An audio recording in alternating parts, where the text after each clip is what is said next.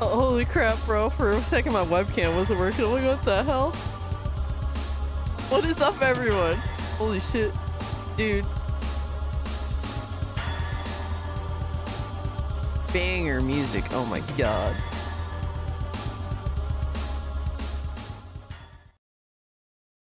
Dude, my entire childhood right there.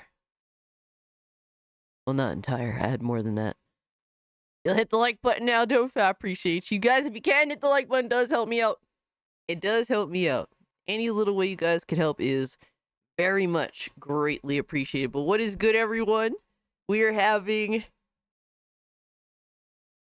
Oh, yo, what is up, Benjamin? Good to see you, brother. It's going to be an interesting stream. This is a react stream. I try to do these at least once a month. Preferably I would like to do them twice a month, but it depends on the subject, man. It depends on the cool ass subject matter. But today we're reacting to a really dope ass video that a homie made. Yo, Frostbang, what's good, my guy? Discussing essentially the censorship of, we constantly discuss, like, how do you say? I don't like to sum it up to this, but people in the woke side of things, whatever have you. But really, any level of censorship that's trying to be forced into gaming, I oppose. That is my stance. That is how I feel about things. Now, things should be absolutely graded appropriately in terms of for what age. That I completely understand. But yeah, I just do not think any affiliation to religion or some type of political doctrine of should have a say in entertainment, generally speaking. So that's how I feel wholeheartedly. But today we got a dope ass video from ShortFatOtaku to react to called "Fully Explaining #Goonergate in Autistic Detail," and it's re-uploaded. I was watching the original version, but apparently he took out a rather, I don't know, maybe a joke that went a little bit too far, and that's why the re-upload happened. Wakanda Forgotten. Oh man. But I'm just waiting. So the coffee's brewing, so I have to go get the coffee real quick when it's done brewing. But real quick, I do want to say what's good to y'all. I got the homie Quiet Christ pulling up. T-Get Steve. Appreciate you, man. Yes, censorship definitely makes the cage rage. Absolutely. Vinziger, appreciate you pulling up.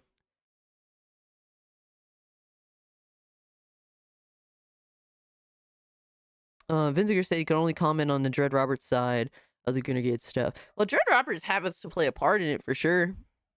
And basically mask off, mask off for people in our own community, people that some of them I already knew what the fuck they were all about, and some of which kind of had the mask off moment. But either way, now the community knows where they stand, because I've been speaking out against people like John F. Trent and John Del Rose, for example, because I knew they were full of shit. I knew they were grifters. I knew that their religious ideology takes precedent over everything else. They don't actually care about video games and getting the virtue signaling, all that bullshit out of it. No, they want to replace that with their own ideology, and that I oppose entirely. Yo, my man Mikey pulling up, appreciate you, dog. Serpentine, appreciate you. Cage, Mortal Coomer, oh man. We got my man Benjamin Frostfang, Mitty, my man Mitty, Doba Fett, Battle Puppet, appreciate you guys pulling up, man. We're doing a Monday stream, man. I woke up early to hang out with you guys today because the conversation is just this is an interesting conversation that I definitely want to dive into, because I'm the type of person, like, I stand on principle first and foremost. I'm not going to simply just not say something just because it's not the side that I constantly critique, or I take issue with. No, like, you got to tend to your own fucking gardens, all right? So that's just what it is, man. We got Akami, Elliot, Angel, Censored, appreciate you. Scarga, good to see you, homie. Um, let me see who else we got in here. Yo, T-Gap. Yo, you didn't have to do all that, bro. Holy shit. Holy shit, bro. Thank you for the 5 gifted memberships, man. Thank you. That is awesome. Thank you so much. Yo, Ghost, what's up? Notice Aros has been going hard against V, the Romanian troll VTuber, in particular on Twitter several days ago. Yeah, he's been on... John Del Rose been on some serious fucking gaslighting. Absolutely serious gaslighting. Yamato, what's good, homie? Yeah, me and a couple of homies from Bounding have been laughing at his bullshit in DMs for a little while now. But Furious Damn, my man. Oop, hold on. Hold on, one sec.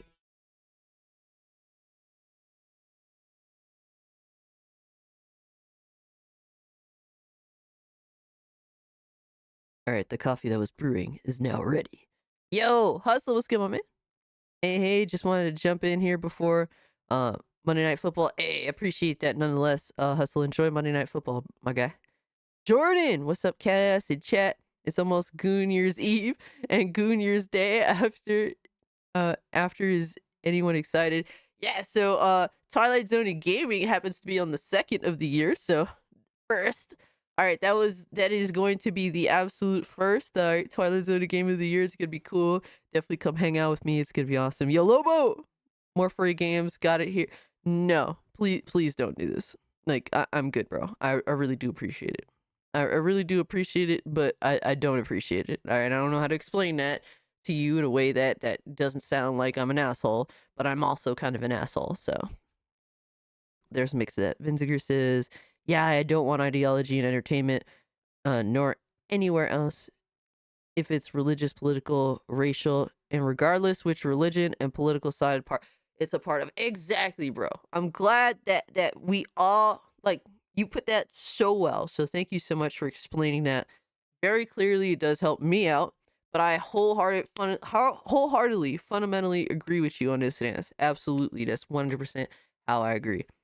That's that pretty much sums it up, man. I don't want any of that bullshit in my games. And like, I fundamentally state that I do respect your religion, but it does not have a place in dictating how video games are made and what rules should be taken in video games. Period. All right. So, like I said, there's a time and place for that. If you take your religion seriously, it should not be in a video. Like, it should not dictate a video game. All right. That is for you to have that experience in your own personal life. And if there's games that happen to follow those rules that doesn't actually, indoctrinate or whatever have you, like, yo, you could have that if games are made from the very basics, but to try and force all of gaming to adhere to your ideology, I don't fuck with it, period. Yo, Raffle, what's good, homie? So what exactly is a grifter and why are they gay? So a grifter is somebody who happens to essentially lie to you, right? Tell you things that either you want to hear or whatever. Drop your expectations immensely. Drop your expectations immensely. Appreciate you, Sensor for too. Yeah. I always have very, very low expectations. Not to jack my boy low expectations, but it's true. And usually I end up either, wow, well, not exactly surprised, or wow, that was actually way better than I thought. Yo, Golden Apples is good. So a grifter is essentially a person that lies to you, if it be just saying what you want to hear, or just going with some sort of just running with some sort of like whatever the fuck, what belief system or whatever have you, in order to try to sell you on something, in order to try to gain game your interest, whatever have you, for their own personal gain. They don't actually believe anything that they're saying, or they're saying this just because they know that it's what gets them through the door. And for example, John Dolores is perfectly that. He doesn't care at all about video games, but he constantly talks about video games. That is his bag, in terms of, hi, I'm going to hijack the gaming discussion, and in order to gain your interest and to make money off of you. But really, what John Dolores, for example, really wants to do is force his religious ideology into the gaming space. That while forcing out like the woke shit or that side of the things. So yeah, it sounds evil. Example of a good Christian themed game that's done right is Darksiders, in my opinion. Darksiders is solid. Now, I played a little bit of Darksiders back in the day. I'm not super fucking versed in it. Like, there's definitely religion that has inspired um a lot of great entertainment. You know, for example, Tolkien was religious, and it did help inspire Lord of the Rings. But did it was it obsessed with religion? No. Like there's fundamentals of religion used towards Lord of the Rings, but it's not adhering to it. So, that there's a difference there. Yo, my man Teddy, real quick, guys. Real quick, I do need to get this coffee.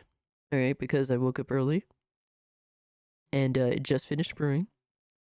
So I'll be right back. Less than 5 minutes to get my damn coffee. All right. So you guys just hang tight and I'll be right back.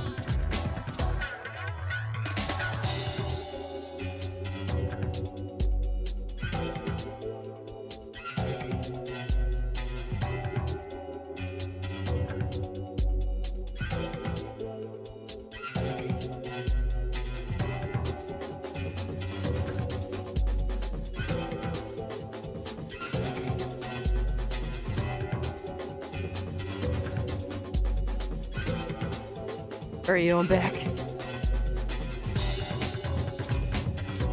Holy shit. I had to fight off dogs to get my coffee. I had to literally fight off dogs to get my coffee. Holy shit. That's how much I need coffee, man. I need that shit. I need that shit, like, I don't know. I couldn't be here without it, man. Music from Tekken 3 is so good. It is, man. It aged so fucking well, guys. Aged so well. I normally play my favorites. I love the intro. Tekken 3's intro is insane. The music and the little moments in it. Super dope. Also, the other two I play is the one I just played was Nina's theme, and the other one I really like is Forest Law's theme. Yo, Philip, what's good, my guy? Horror, what's up, Cass? You should build a coffee machine in your room. It would be convenient, but then I'd probably never ever leave my room then. Oh man, I was like rushing kind of. Yeah, Kami knows. Kami knows this Nina Williams music. Hell yeah, hell yeah. My DSP short got 600 views. Good shit, Golden Apples. Keep up the good work, man. Keep up the grind. I've cooked supper and I'm about to eat while I lurk. Hey, Scott, enjoy your supper, bro. All right, so we're gonna get into it, guys. I won't keep you guys waiting. This is probably gonna be a two-part live stream. But to just get into it. You love the Cowboy Bebop hat? Oh yeah, this is a banger. I don't like to wear this one too much because I want it to mean something. You know what I mean? But guys, if you haven't hit the like button, really helps me out. And so the person we're gonna be reacting to here, and I do want to give them all the credit. Let's see if my camera works. Let's go, baby. There we go. Uh-oh. But the person we're reacting to while I fix my camera is called ShortFatOtaku. See what's happening? See what's happening, guys?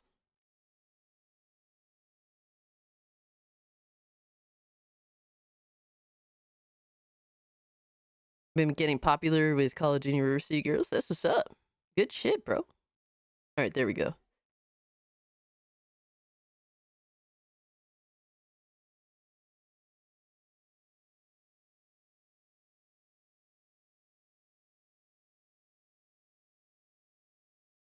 I got a dollar store cam. No, I have a like three-year-old camera. That's my problem. Oh my god, what the fuck, bro? I'm gonna have to pick up a new one. But ShortFatOtaku, who made the video, fully explained hashtag Goonergate and Autistic detail reupload. And like I said, I did watch the original version. I didn't watch this version. I watched some of the original version. I didn't watch the whole thing. All right, did I fucking fix it? Is it fixed? Are you gonna stop busting fucking balls? Like, fucking pain in the fucking ass. All right, I think we're good. I'm probably not gonna go back to full screen. Philip said, hit the like button or else. Wham, bam, pam, baby. But, so this is the dude. Definitely recommend, his content just based off this video. I haven't really watched anything else, but the dude seems to, like, I think that he does a really good job, so shout out to him for this. And, we crossed paths at one point, which is pretty cool, so. Dev equals snake in the grass.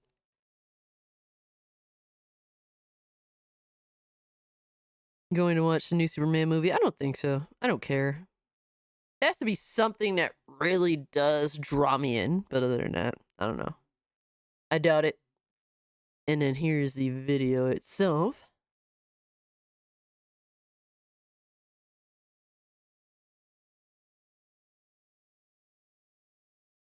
We gonna get ready, baby. We gonna get it ready for you, baby.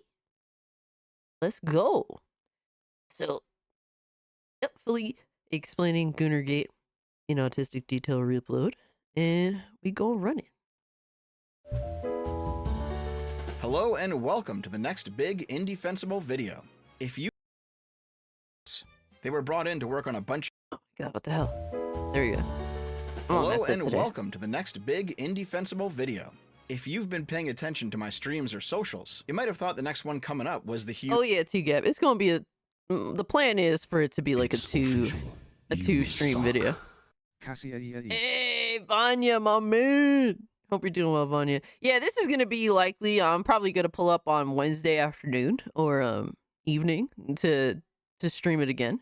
So it's gonna be a 2-part video. That's the Huge plan. Dustborn review I've been working on for months now. But no, this topic is a bit more flash in the pan. You know, if I don't do it now, I'll never do it. Plus, to be honest, I was just really into the whole thing. And speaking of the topic, it's Goonergate.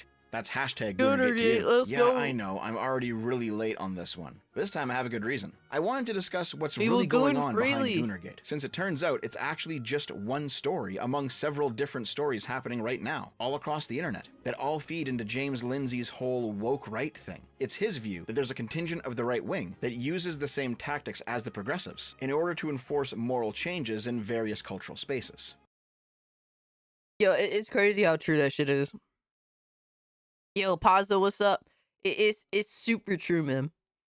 Like, they want to influence our, the worldview, our entertainment with nonsense. Yeah, it sounds extremely fucking gay. Absolutely. It's crazy how motherfuckers will gaslight you and say that you're the one that's playing into, like, the woke side because you're shitting on the woke right, essentially. That's essentially what they are. They're not much different. It's just they're pushing a theistic religion as opposed to non-theistic fucking religious indoctrination that's been going on that we've been calling out for a while now. But by the way, my cup says joy on it. Fuck, I can't bring it here. You kind of see it. All right, it doesn't want to show, but it's some Christmas joy, baby. Censorship, shaming, bullying, canceling, that sort of thing. Of course, there's more to his view than that, but basically he's talking about a woke right to complement the woke left. So, my original plan for this video was to go over Goonergate, then lift the hood on the whole thing and go over Lindsay's woke right idea. After that, we'd come back to Goonergate armed with some newfound knowledge and put a few more of the pieces together. Unfortunately, as I kept researching, this was supposed to come out on the 13th after all. The woke right part of the script massively ballooned upward to like 3/4 of the whole video. And eventually I looked back and realized, oh yeah, this is a gaming culture video, not a political philosophy one. Whoops. Therefore, I've decided to spin off the woke right part of the original project into its own thing, which will come out, someday? Dude, this is gonna... Like, the whole thing is probably like a 5-hour long video in terms of, like, all the shit that this dude is probably putting into this. I've already recorded it, so it would be a bit silly to let it just sit in my hard drive for months. But then again, there's at least a dozen other videos sharing the same fate currently. But hey, let's not think about that. We're here to think about Goonergate instead, so strap in and enjoy the ride. Here we go. Let's go, baby.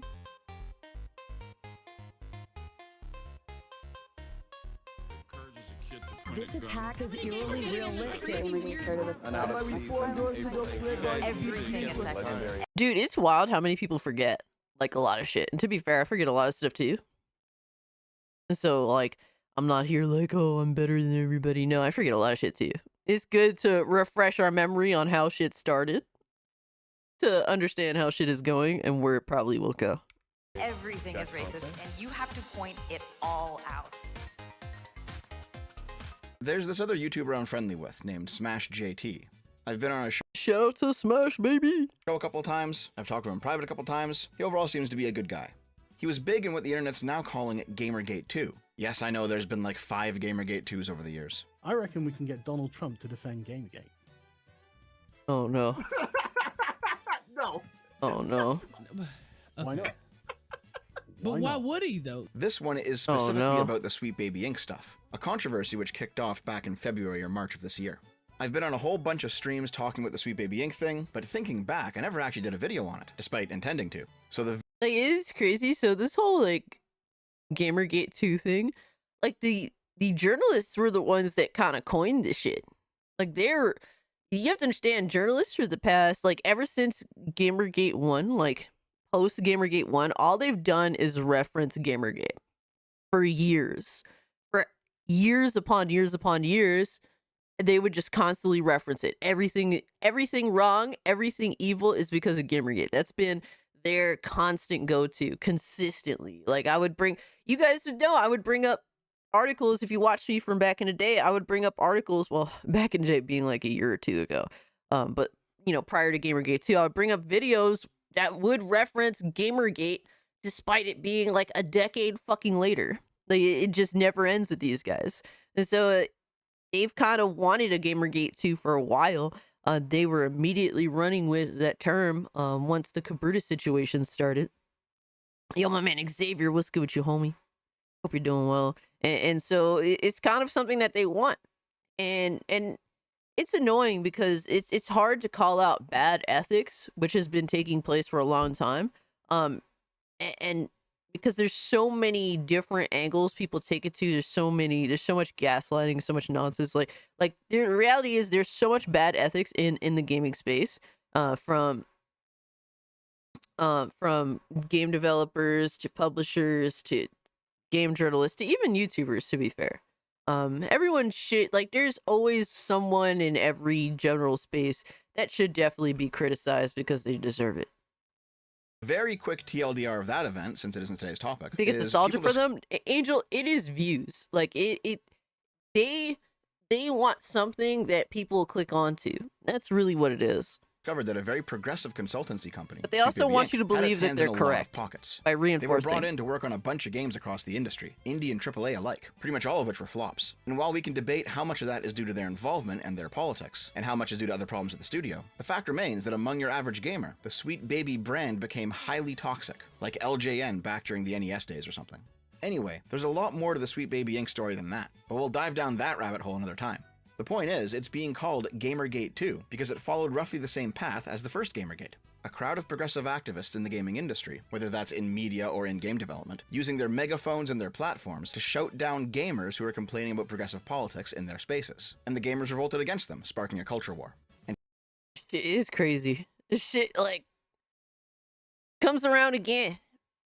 It comes around again because you can't actually address the issues. It's all a bunch of, like, let's blame everything else or let's gaslight.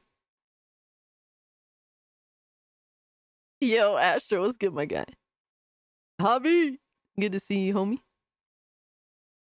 Corruption is horrible. Absolutely. Nobody's above criticism. That is what, what I definitely stand by. Even me. I'm not perfect. You guys know me. I make mistakes, and I do my absolute best to own up to them. What it do? Man, we just chilling, homie.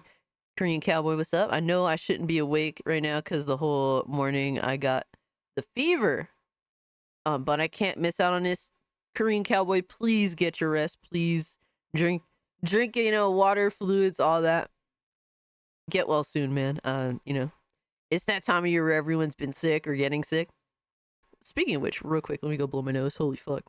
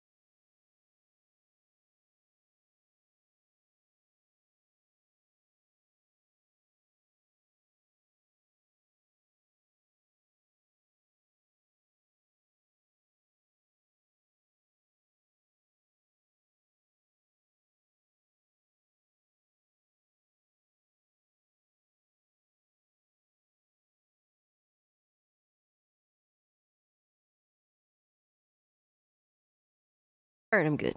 Holy shit. With this whole thing, I want people to know where I stand without doubt. Like, no questions asked. Like, that's why the first thing I did was tell you guys exactly where the fuck I stand on this whole situation. Appreciate you, Philip. And just like in Gamergate 1, centrist, moderate, and nominally apolitical voices teamed up with partisan right-wing figures due to their shared objection of what they both call woke. Back during the original Gamergate, this temporary alliance began to fray at the edges around 9 months in. Right-wing culture warriors like Milo or Cernovich successfully used the controversy to establish their brands, and once the clout ran dry, they moved on into more mainstream political commentary. Guys, That's the shitty thing about Gamergate 1. There was definitely like, non-gamers involved. Definitely people there for that shouldn't have been there. Like, who the fuck is Milo Yiannopoulos? Like, who the fuck are you, bro? You don't give a fuck about gaming. Then again, it was like back then it was a little more acceptable to discuss these things even if you weren't a gamer. At that point, I think the biggest difference between now and then is that back then gaming was still finding its foothold in influence or in media, I should say. Like we were looking for people that were bigger to discuss our issues in gaming, whereas we don't need that anymore. There's so many YouTubers that have an insane amount of prominence. There's so many people out there that are involved in the gaming space that do have a following, that we don't need those types anymore. We don't need non-gamers to discuss gaming issues. Just actually stay the fuck out of our way. So that's the big difference between like Gamergate 1 and now with Gamergate 2. But there's still people, discussing in the Gamergate 2 situation that are frauds. Absolutely. like these never gave a shit about gaming. They saw an opportunity to grow their presence, and they took it. There's many reasons why I opportunistically latched onto Gamergate, but feminism wasn't one of them. Feminism wasn't one of them, so try again. This was never their community. They were interlopers in this space, Nope. offering their temporary help only because gamers could grant them relevancy in return. Meanwhile, some other individuals who genuinely did care about video games, since they were gamers themselves, like Sargon of Akkad for example, would end up slowly drifting rightward over time. Remember, Sargon was a Bernie bro back in 2016. Progressives like this. Progressives Look actually at like this this fucking picture, though, man. Just look at the dynamics of this picture. Progressives like this. It's just cancer, though. What I'm saying is that, but progressives agree with this. They do agree. Damn, I didn't know Sargon was Bernie, bro. I had no idea. I didn't even know he played fucking video games, to be a real chief. With this, and that's the problem. Yeah, she is the epitome of a bourgeois virtue signaler. She is obviously not like from the hood. She's obviously there. I mean, look at everything about this is fake and affected. You know, hand in the air, eyes closed. Yeah, I'm with the people or something. I always thought of myself You remember as Milo? left wing, but I didn't know much about left wing philosophy at the time. And the more I looked into it, the more I realized, oh, I'm not left-wing. And actually, these people are crazy. And the world they're trying to bring into existence is probably going to be terrible. And so I think they should be stopped. Unlike Milo or Cernovich, Sargon and other people like him were not grifters, despite the prog slandering him with that label. Rather, their experiences in Gamergate culminated in a sort of proto-how I left the left type situation, where part of it was having a more clear view of what the left was when it went mask off, and their desire to understand it leading them towards other, more right-leaning political thinkers. And where another part of it was being treated poorly by the friends and faction you used to associate with, since a lot of politics is just in-group preference in the end. Here's me on the centre-left, and here's the far-left person, you know, my comrade or whatever. Do people still watch Sargon? Hold on. I need to do my research right now. Left one cult for another one. You ain't lying. 'Cause, like, for me, look, man, I know a lot of people do the political discussion, and I get that. You know what I mean? Like, but at some point, shit just goes like, y'all be wilding too much. Even when talking about shit in the gaming space, like. For me, I like to talk about things, but I don't like to harp on them. Maybe that's why I haven't like exploded in terms of like views and interest and subs. Because I don't like to harp on things too much. You know what I mean? Like I say what they are, but I'm not gonna make like 50 videos on it. The only time I would continuously make a lot of videos, is if I want to, I guess you could say, historically document the events that are taking place or ongoing current events that are taking place that are connected to one big thing. But other than that, you know, I don't really like to harp on discussions too much. Like I'm not going to make fucking 50 videos on how Ciri looks in The Witcher 4. Like I didn't even make one. So yeah. That's not my thing. Sargon has like 50 videos on his main page. How the fuck? And he makes like 2 videos a month now. That's kind of Damn, so he deleted or privated all those fucking videos? Wow. That's kind of wild. Can't relate to the graph 100% though.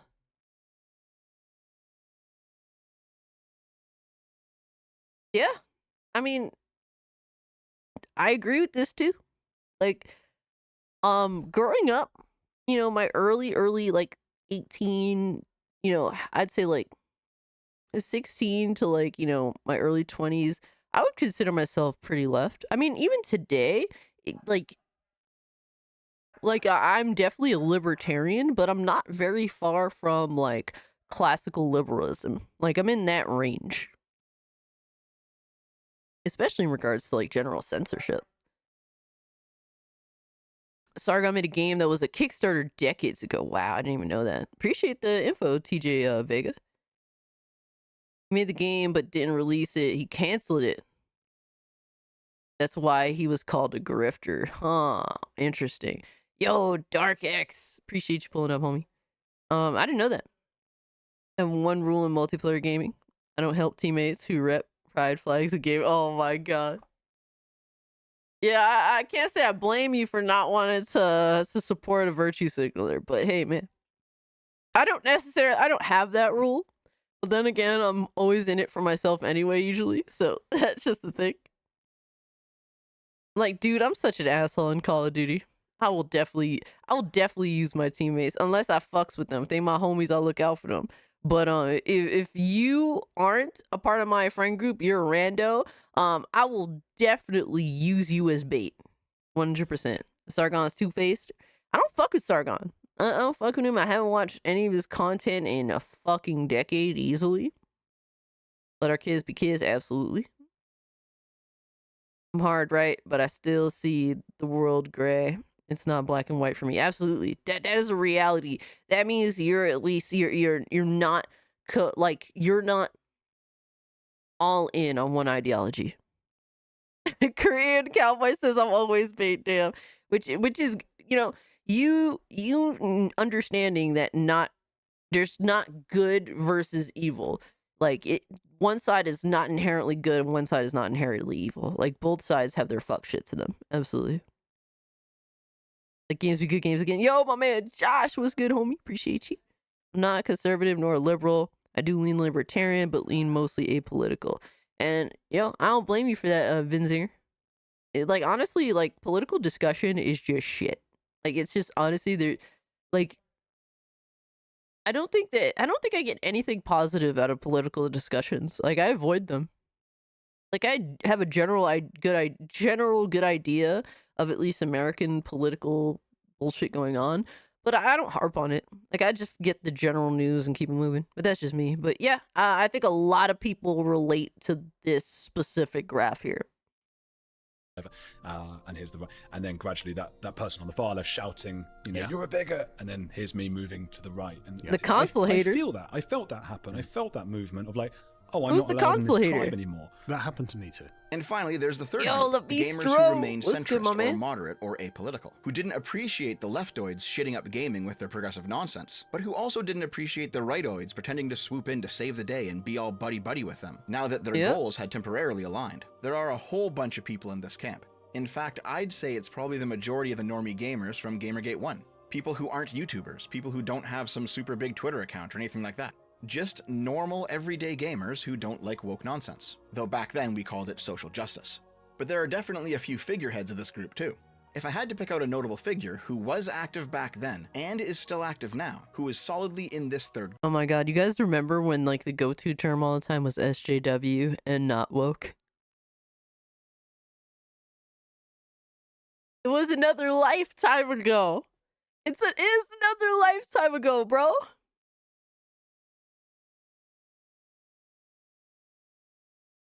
Oh man. Josh, you got doxxed? Like, how bad was it?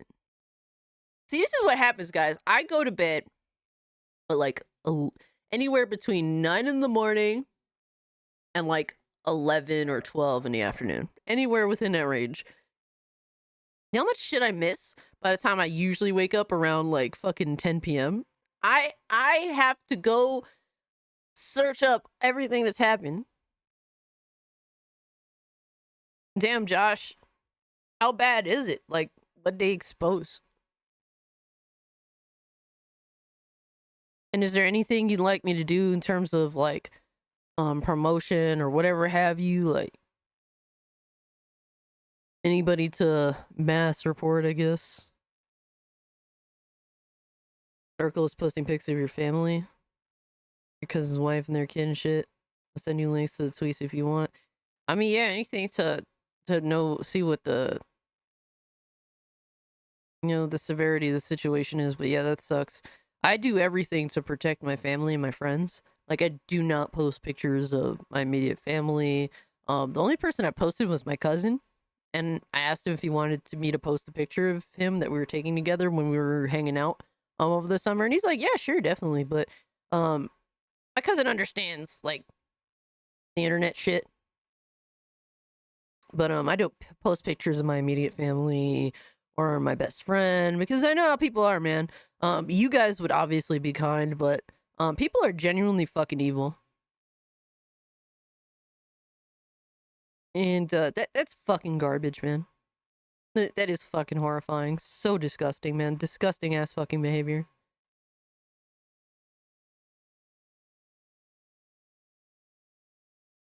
Dark X says it's not really social justice. It's more like no one wants to be told what they can or can't do. Absolutely, man. At the end of the day, that's what people want. People want to be left the fuck alone. They want to be left the fuck alone. Like, fuck off. We're tired of hearing your bullshit. Hold on. Do we have... Yeah, let's go, baby. Yeah, yeah. That looks a little better. Yo, hi, man. What's good, homie? Yeah, that dude's a fucking creep, man. Mr. Gamer says, Blue Oracle abused the copyright system against Vertanga. Now Josh got started. Oh, yeah, I do know that they've been having a back and forth for a while. I told my family to make their Facebooks private, but I don't think my family really understood how unhinged the family... Yeah, honestly, my family would be the same way. But then again, like, for example, my parents don't really do Facebook or anything like that. They're ancient, so... You see your messages in the general chat. Let me see. I got you, homie.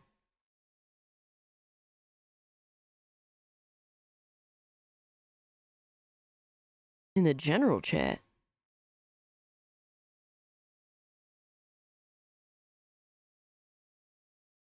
I mean, I replied to the ones that I saw. I think I did anyway. Oh, so Fertanga. Ooh, that's something to catch up on later. What Fertanga got going on. Your dad sent you...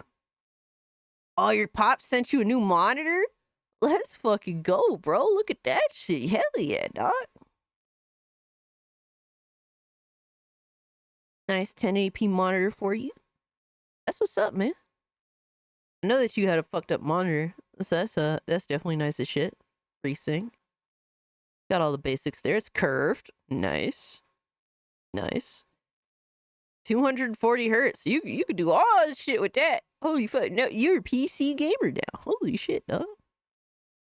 It does more than 60. I could dig it, man. I could dig it. That's like a game play, like, competitive monitor. Like, that's a competitive play monitor for sure. Yeah. Banger. Good shit, dog. Enjoy. Shout out to you, man. It's pretty nice. That's what's up. My family does social media. I don't accept Twitter. I don't accept Twitter, but that's anonymous and have refuted invites to share my Twitter by relatives. Yeah, I don't mix, I don't mix it all. But honestly, bro, with the way I get down on Twitter sometimes, I don't want my family to know what I'm up to. Holy shit, brother. Yo, let's trolls good, homie. I mean, that's just me, though.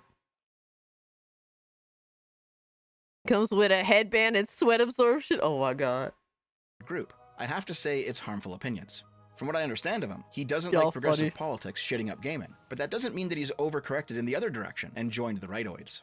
I also view myself as in this third camp as well, but nonetheless, I do understand people like Sargon who have shifted rightward over time. I spent a lot of time reading right-wing political theorists just like he did. Sargon I just wasn't as convinced by them as he was in the end. For the people who are worried about liberty and equality, well, Karl Marx has a point to them. To me, he is just another step on the path of liberalism. I don't care. I'm not for the original path. I used to be, and then I properly understood what the whole point of this was. I lay all of this out because the same thing has happened again with Gamergate 2, and roughly on schedule as well, about 9 months after it first kicked off. And that is where Smash JT comes in. He's dubbed what's happened Gooner. Mr. Gamer says Cass wants her gooning stash kept private. Absolutely, dog. Gate in his video describing the whole situation, which is worth watching, but here's basically what went down. The first Hey, Descendant, a Korean-made looter Smash shooter with a JT, bunch of hot baby. female characters in it, released a couple months after Stellar Blade, and attracted much the same audience. So the topic I'm in, ShortFatOtaku, he's a YouTuber that really went into detail in the whole Goonergate discussion. Basically, a lot of right-leaning individuals or anti-woke individuals, one or the other or both. There's a difference in our community. But religious zealots essentially had their little moment, and I clapped their ass immediately because our community is not going to deal with a bunch of religious zealots trying to influence entertainment, especially when we dealt with years of these fucking retards on the other side trying to censor games, trying to make games adhere to their worldview. Like, we're not going to have religious extremists like trying to do the same shit. And so immediately the community came and clapped up. All right, these motherfuckers. And like John F. Trent and Melanie Mack and Dread Roberts, they got clapped. They got stomped. Yeah, cheeks clapped. Like, I'm not gonna fucking deal with it from our side. Not at all. Like, that's something you guys look, some may not agree with me. Some people here may be very religious, and I understand that. But there's no place in influencing video games, especially there's different games for different age demographics. Not all games are gonna be quote unquote gooner bait, but it isn't your right to try and say that the games that are in your opinion gooner bait shouldn't exist. So can't stand her. Yeah, I mean, I don't even have a problem with Melanie Mack. It's just that when just going over the fucking line of fucking censorship, bro. I'm just not gonna stand for it. Do I agree with a lot of shit that Melanie says? No. But I don't really have a problem with her. Other than she be wilding out, but that's not for me to say anything about. Like, I don't like to tell people, as a creator, I don't like to tell creators what to do with their content. And I do everything not to do that. You know what I mean? Unless you ask me for a general, honest opinion on what you should do, I'll give you advice, but I'm not going to tell you what to do. So that's like something I really try to step away from in terms of trying to tell people what to do with their content, even if I don't necessarily agree with them. Now, when what you're doing fucks with what I got or what I like, then we're going to have a disagreement. And then there's going to be, then I'm going to have to tell you about yourself. Absolutely, we don't forget about the satanic panic. 100%. I've agreed with some stuff she has said about Tomb Raider. And look, man, like, I can understand, like, sometimes even people that are wrong, a lot of the time, they can be right too. It really just depends. Like, and Philip, I appreciate you saying that, because a lot of people just are afraid to say stuff like that. They're afraid to. But yeah, like, personally, I don't really have a problem with Melanie Mack. I was on a live stream with her one time. It was SNH, Saturday Night Hypnosis, and other than she was kind of quiet, besides the time she'd be like really energetic with her responses, I didn't really have a problem with her. She seemed okay. But other than that, I haven't really had a direct, interaction with her. At the time she followed me on Twitter, I didn't have an issue with her. But yeah, there's a lot of things that she says and does that I don't necessarily agree with. And there's some things occasionally that she says that I can understand and I do agree with. I would say the worst downfall was Tim Pool. He stayed so neutral and he became a permanent fixture on the fence post, the truest definition of grifter that never took a side just to stay monetized. You ain't lying about that. I think my problem with Tim Pool is that now he wants to pretend that the right can't be wrong. Like, now he's saying that the woke right is cringe and that doesn't exist. That's a term that makes no sense. And it's like, it does. It literally fucking does. When they're they're basically mirroring the same reasons of morality to try and police entertainment. That is why they're called the woke right. It's not exactly the same thing, but it's like, hey, this is also a thing too. If you follow their thoughts to the ultimate ends, it eventually gets authoritarianism, totalitarian ends. That's true too. Audience. Like Stellar Blade, it wasn't an amazing game or anything, but it was pretty fun. And most refreshingly enough, it actually had physically attractive characters in it, something that has become less and less common in video games as time has passed. For this reason, despite the First Ascendant not being a masterpiece or anything, gamers have rallied around it. So, what started all the drama? Well, this clip... okay. This clip from the latest update to the game. Bro, I still can't believe this is what started this whole situation. Like, they're saying that this is, like, porn. That's what they were saying. Like, this is porn. Like, she ain't even dressed in, like, a bikini-looking outfit. You would think that she would be practically almost naked. Like, yeah, she got her ass out, but, like, that's not even the worst that I've seen. Like, I've seen so much worse. Dude, Eve was wearing crazier shit. Eve has crazier outfits than this. And these same people were defending Stellar Blade. They were defending it. Yo, shout out La Bistro. Thank you for the month, homie. It's crazy that this is what started it. What the hell is the woke right? So essentially the woke right is referencing that people on the right, usually religious zealots, use morality to try and police entertainment. That's essentially like, so it kind of mirrors the, you know, the woke side of things, basically the side that we constantly criticize. It mirrors the woke side, specifically because the morality policing, the ends, the means being the same to justify the end, which is but a different political ideology. So that's kind of what they mean when they say woke right. I don't fully agree with the term. I don't think it's really the best term, but it does explain, like, generally the issue.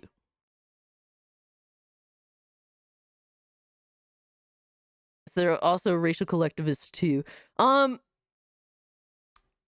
wouldn't say that. I mean, I haven't really. I would have to see how some of these dudes move in terms of race. But it's more so they cling to their religion in order to justify their actions. The rewrite sounds nice. Showing off some good old-fashioned bikini armor went viral holy on rollers, social media man. for obvious reasons. I call them the holy rollers. It was posted by a fan service Twitter account with the caption, "More Luna booty dance." You can buy this costume and then wear it now on all characters with the new season update, by the way. It's like this for every common outfit now, listed for multiple characters. This clip was retweeted by Pirate Nation with the question, "Is this what gamers want?" going viral with 2.4 million views as of recording. And several of those right-wing creators, who had been guests on various gaming culture war-focused podcasts, who had previously broken bread with gamers over their... Dude, I've always had issue with Trent. So, at first I didn't, because he was running Bounty into Comics, and I actually was friends with a lot of Bounty into Comics dudes, I still am. Yo, the Bistro! As a Christian, I remember a lot of us Christians telling Mel, JDA, Trent and Roberts to shut up and called them false believers. Now can I see more cake? Yo! Absolutely, Bistro. Shout out to you. I appreciate the 5. And yeah, a lot of Christians absolutely stepped up because they know. Star Ocean 4 got a cat girl who looks more indecent than that image, and she's also petite. Yeah, like I've seen crazier things, you know, from back in the day, let alone shit that comes out now. Thanks for the 5, Elliot. I appreciate you. But that's a good point. But yeah, Levistro, I really appreciate the Christians that did step up and say, like, bro, this is not it. Like, you know, like I feel as though it's important, you know, and I'm glad that they spoke up. Like, shout out to the Christians that spoke up. I don't have a problem with Christians, man. I love the historical interest. Like, I have great historical interest in the Bible. Like, I like listening to people discuss it especially from a historical premise. It's very interesting. I have nothing but respect for Christians, man. And shout out to y'all for really just stepping up and saying like, no, this ain't fucking it. Relax. Relax. This is entertainment. But thank you so much, Levistro, for the 5. Thank you so much, Elliot, for the 5. I appreciate y'all. Yo, Cass sent you like 4 or 5 tweets, him doxing me, including my that's crazy, man. Obviously I will be very I'm sure that you blacked it out, but if not, I'll be sensitive with that knowledge. Yeah, that's disgusting. Fucking disgusting. Did he get taken down? I hope so. But like in regards to John F. Trent, you know, he started like from my knowledge of him, he started in Bounding into Comics, or at least I know him from Bounding. All right, I know a lot of people from Bounding into Comics.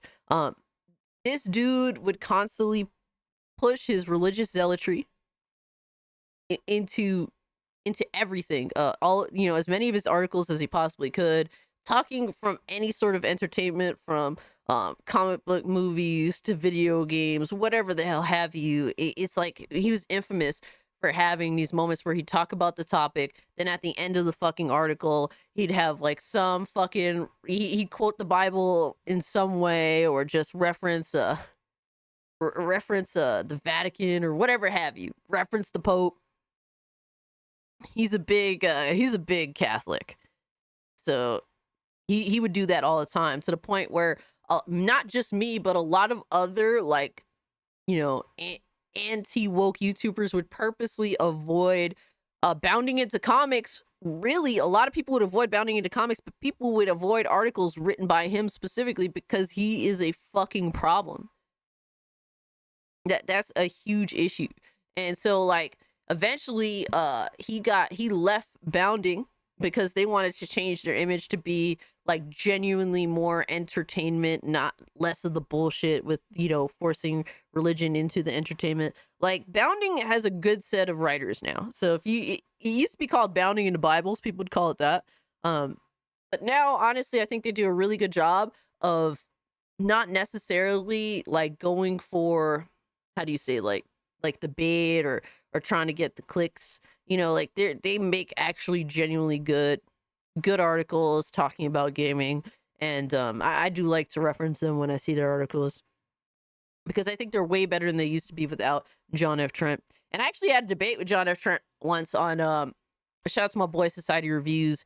We were discussing like basically he was essentially alluding that religion is just in every single thing, no matter what.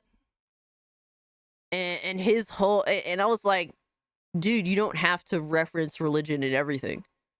And he said without it, like essentially the whole thing is like without it, and it's been a while, so I can't remember everything, but like without it, everything is nothing sort of deal. That's kind of what he was alluding to. He was saying even the greatest piece of entertainment ever made, being Lord of the Rings, was, you know, like Tolkien was inspired by religion. I'm just like, yeah, but he wasn't adhering to it in order to write Lord of the Rings. So that was like his kind of attempt to justify his insane worldview.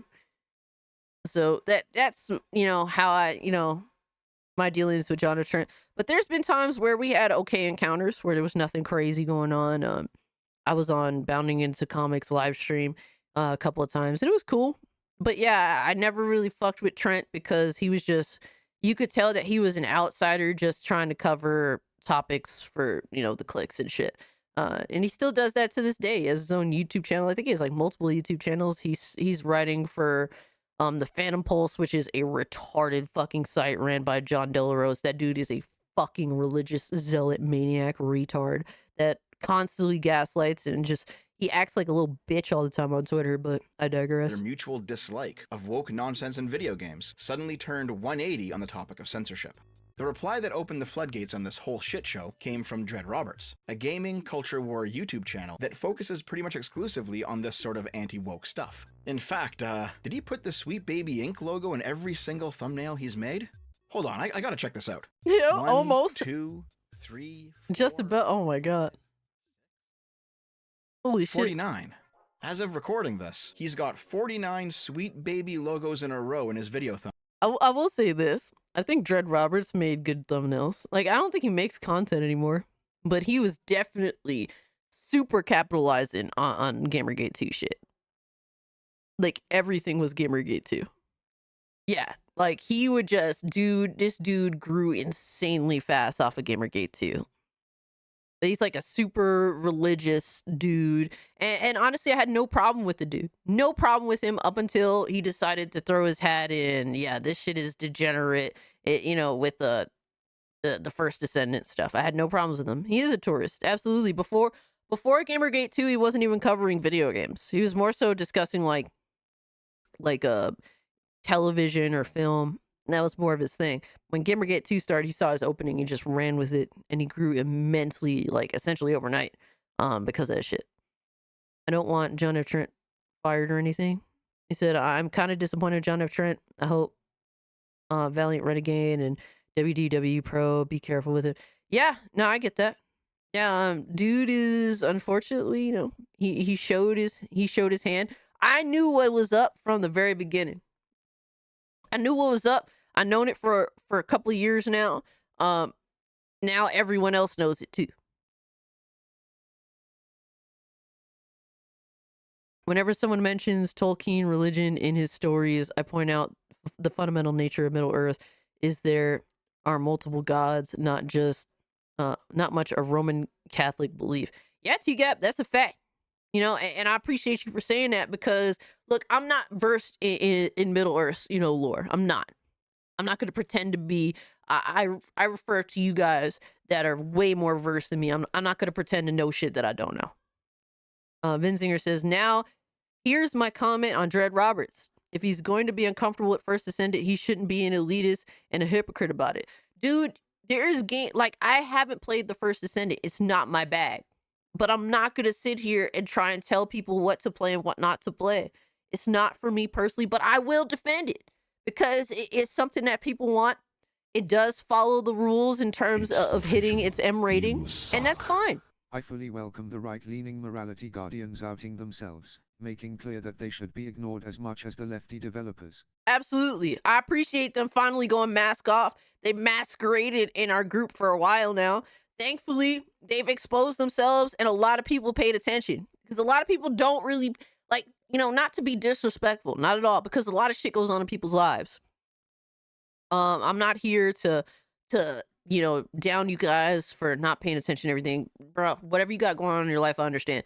But this was the moment where people woke up and saw what it was. That's what it is. And Salon, I appreciate the 50 ARS. Thank you so much. Mr. Tickle Trunk says, First Descendant's worst sin is that it's incredibly boring. It ripped off Warframe systems and did everything worse and just as bobas. And honestly, that's a better discussion to have. Like, that's the discussion that should be had. I understand that. Now I have to defend a game like this because people are trying to say it doesn't deserve to exist for a whole other reason that's not even remotely an acceptable reason.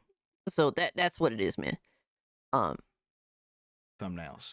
The combo breaks at this one here, with an angry black woman talking about Star Wars. A bunch of these games aren't even Sweet Baby Inc. games, so I have no idea what the fuck he's thinking. He tried to hide this one by putting the Sweet Baby in an assassin robe, but I caught it. Nothing gets by old Dev. Oh my god. Is this one of Sony Baby Inc.? Oh Anyway, my god. let's see what the fuck, bro? What the fuck? Sony Baby Inc. Oh man, bro. Holy shit, brother. Fred Roberts had to say for himself, with regard to the First Descendant being the future of gaming. Take it away, Dave. Any person with a modicum of decency would say no. This is not where the future of gaming should be headed. The constant promotion of half-naked women as the greener side of gaming is getting ridiculous, and I begin to think that these people who say they want to save gaming don't actually want to save it. Oh my god, bro. Morals.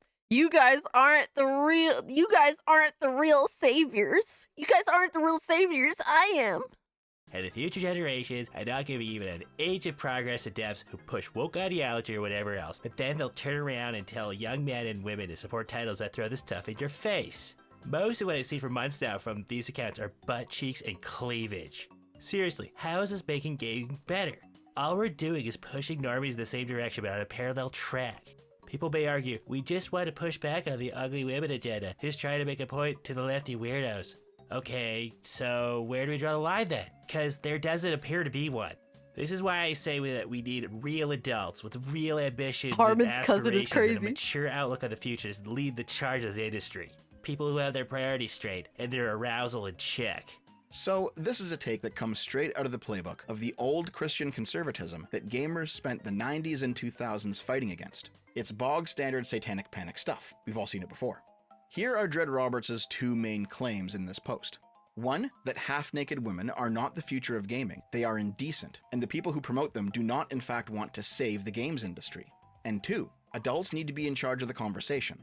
People who are mature, who have aspirations, and who keep their arousal in check. Okay, got it. By the way, just out of curiosity, back around 8 months ago or so, when Stellar Blade was the topic of the day, what do you think Dread Roberts was posting on his anti-woke gaming YouTube channel? Bro, he posted all that Stellar Blade shit, bro.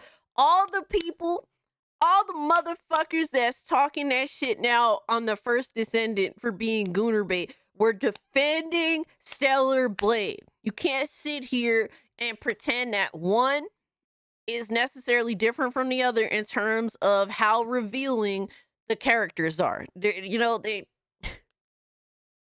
you think one is Gooner bait, then the other one has to be Gooner bait too, or vice versa. If you think one isn't Gooner bait, then the other one isn't either. So you suck. I got news for Roberts and Mel. Oak Gaming ads. Gooned the fuck out of Fire Games. I present nude Lara Croft. Oh yeah. 90s. Oh yeah, definitely. They definitely they were trying. Here's the thing: they were trying to sell games. So they had gotten children at that time to play video games, but they were trying to sell video games to older men, like men that are either in their late teens, 20s, like whatever have you. They were trying to get gaming, older guys to pick up gaming and to get into gaming, and that's where a lot of advertisements, were placating to back in the day. Absolutely. Thank you so much for the 5 he's got a ton of videos on the topic. What do you think his takes on that game's Defending TNA it. were, if you had to guess? So if you're anybody that knows anybody that plays video games, you probably know about Stellar Blade, one of the only games out there right now that are willing to emphasize on a woman's anatomy, try to make her look as beautiful as possible.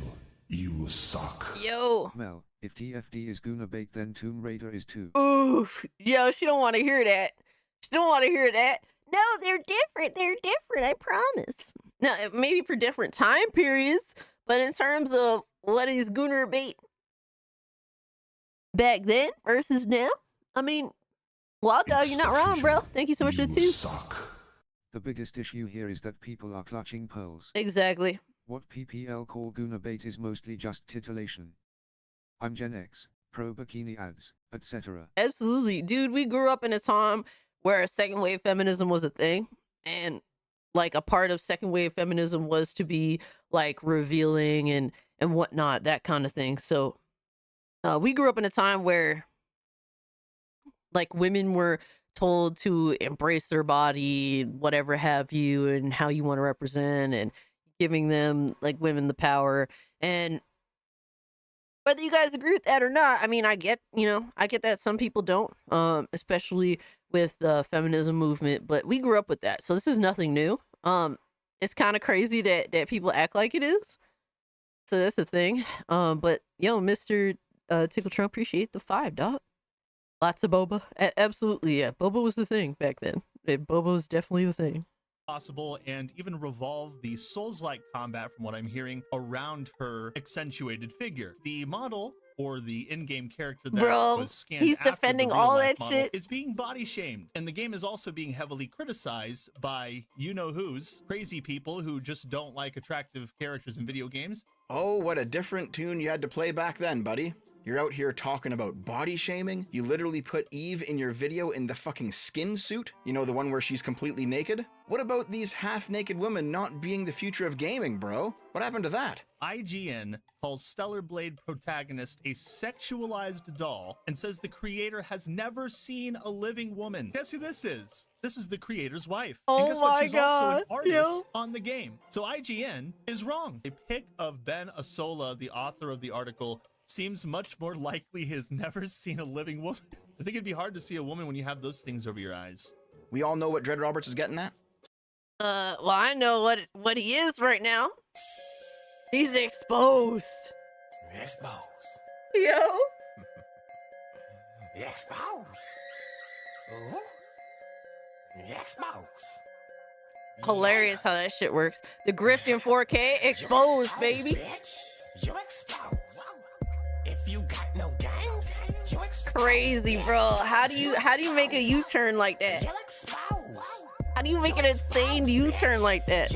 Their Live we toned it down unless you give us hundreds of cash root. Yep, I remember that, bro. Ender. Crazy how that works. Mortal Kombat 11 did the same fucking thing. Mortal Kombat 11 devs were just like, we're telling Mortal Kombat gamers that they were bad. Mortal Kombat gamers are bad for wanting the outfits that they have put in their games in the past. And then guess what? Made those same outfits DLC for purchase. Yo. Hey, Cali Rex up in Mexico. Yo, hope you're having a good time, homie. Hope you're enjoying the holiday. Appreciate you stopping by, homie. Crazy how that works. What's good? I'm digging the Cowboy Bebop hat. I appreciate that, Veron. Hope you're doing well. Soy Boy Yeah, DOA IGN writer fucked accuses themselves Stellar Blade's royally. director of never having seen a woman before, when the director's wife also worked on the game. Meanwhile, the Soy Boy IGN writer in question has photos of him doing childish things, and we're all here making fun of him for it? Yeah, fair enough, that's funny. But the reason that it's funny is because the game director is accused of being childish when he's not, by a man who himself appears to be childish while presenting himself as if he isn't, like he's some moral authority or something. I get the joke. It's the same type of joke that I would make. Man. But how is this take? Ben Asola, the author of the article, seems much more likely he has never seen a living woman. Congruent with the whole mature adults need to be in charge of the conversation thing, Dread Roberts. Aren't you making a positive claim here in this video? Yo, Hypno, what's good, homie? Of course we're gooning. Absolutely. This is Goon Central, baby. Hope you're doing well, Hypnotic. That the guy who made the fat jiggling asses of Stellar Blade is in fact a mature adult? How can you square that with your current anti-fat jiggling ass stance, where it's actually mature not to promote this sort of thing? These two takes don't line up. I live alone and I'd still be embarrassed to have this on my TV. That intro sequence is so effing bad. It's just so many elements of fetishistic, infantile nonsense. I haven't been disgusted at a game in a good while. This is bad, especially given the developers themselves and the gender war in South Korea. Middy's the goon general? Fuck yeah, Middy. And then this person said, agreed, I tend to be ambivalent with sexualized character designs in games, but everything about Stellar Blade is just beyond embarrassing and gross. Like, what about it? Yeah? What about it? Oh my god, the yo. whole constant promotion of half-naked women isn't actually the greener side of gaming, etc., etc. That's what about it. It is crazy how he was speaking a whole other tune when his goal was to grow his YouTube channel. Oh man. It's official. Yo. You suck. Hey Cassie and Gooners. Hey, Makini, thanks so much for the 2. Hope you're doing well. Appreciate you pulling up, hanging out with us. Cool name for the band.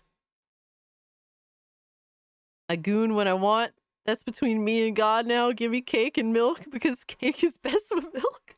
Yo. If you were an honest man, Dread Roberts, you would have said in this video, yes, I do not approve of the sexual content of Stellar Blade either. But while for these progressives it's because it's objectifying, for me it's because it's degenerate. But he understands that would mean losing viewers. So no, instead he adopts this whole, who cares man, it's not hurting anybody attitude, knowing full well it's not how he actually feels. I see people elsewhere being like, the sexualization isn't even that bad. There's no voyeuristic camera angles. And I am convinced I do not inhabit the same world as them. Here's my question to all of these people who are upset about this fictional video game character. What is so wrong with a woman being attractive, number one? And number two, what is wrong with men being attracted to attractive females? I don't know. You tell me. You're the one who seems to have a fucking problem with it. Yeah, well, what happened? ¿Qué pasó? Can you answer your own question? Like, can we, like, at this point, we just need to screen record or just whatever, send Dredd his own words and ask him to answer that question, because shit, it's crazy how things have changed so drastically, man. Wild. Okay, let's go over my options here. I can't be woke, obviously. I can't say this is problematic or anti-feminist or anything like that. Okay, got it. I'm with you. Fuck the progs. But I can't be gay either, because you're a Christian. So I've got to find Eve attractive, like any natural, straight, hot-blooded male. Understood. I'm completely on board with that too. Her ass is magnifique. But also, I can't look at her or enjoy her in that way because that's degenerate, and I need to, quote, keep my arousal in check. Oh, okay. So, I know I'm just spitballing here, I could be wrong, but it sounds to me like your position is that gamers should be attracted to women, but not actually be, you know, attracted to women. Anyway, Dread Roberts' take earned him a whole bunch of pushback, Well, with most rank-and-file gamers pointing out that he was simply advocating for another form of censorship. This time it absolutely. was censorship based on religious Christian morality instead of woke progressive morality. But nonetheless, it was still straying away from the who cares man, free speech maximalist. Dread Roberts quickly clammed up when gamers and Christians exposed him. Yeah, like he knew that his take was extremely unpopular, because he had garnered an audience that was against what he said on Twitter, like entirely. And the only thing he could do was just shut the fuck up. But I don't know what he wants to do anymore in terms of like, hold on, let me see his channel.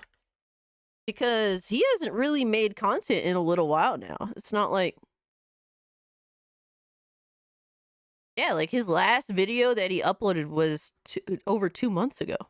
And so, like, has he given up on making content? Is he just, and he's lost over 500 fucking subs in this month. But like, yeah, I don't understand what he intends to do. Maybe his like, it's clear to see that likely, and I can't speak for him, but likely what is the case, yeah, he gooned out. Likely what is the case, he took a stance that he didn't necessarily feel in his heart, all because he knew that was what would make him grow. And then at some point he realized he doesn't want to do the grifting anymore for whatever reason have you. And so he's given up on his YouTube channel and he's basically said, here are my actual real views. That's just, that's crazy. Like for me, bro, I don't, like even my friends, my longtime homies that hang with me, you could ask them, and I've asked them in my Discord, like, hey, have I changed? Like in my Discord with my community, and they're just like, nah, like you've stayed the fucking same. Like in terms of your views, and like nothing has changed with me. Like the camera goes off, I still believe in exactly what I believe in. Like that's just what it is. It's not gonna change. But yeah, there's some people that just say what they say in order to get the audience that they want, and really they don't really mean or actually believe in what they say. And that just seems to be Dread Roberts from what I've seen. So I mean, look, and I could tell you that I'm the same person off camera as I am on camera. Like I don't want to say that how do you say, like it's easy to just say that. It's hard to prove it, you know what I mean?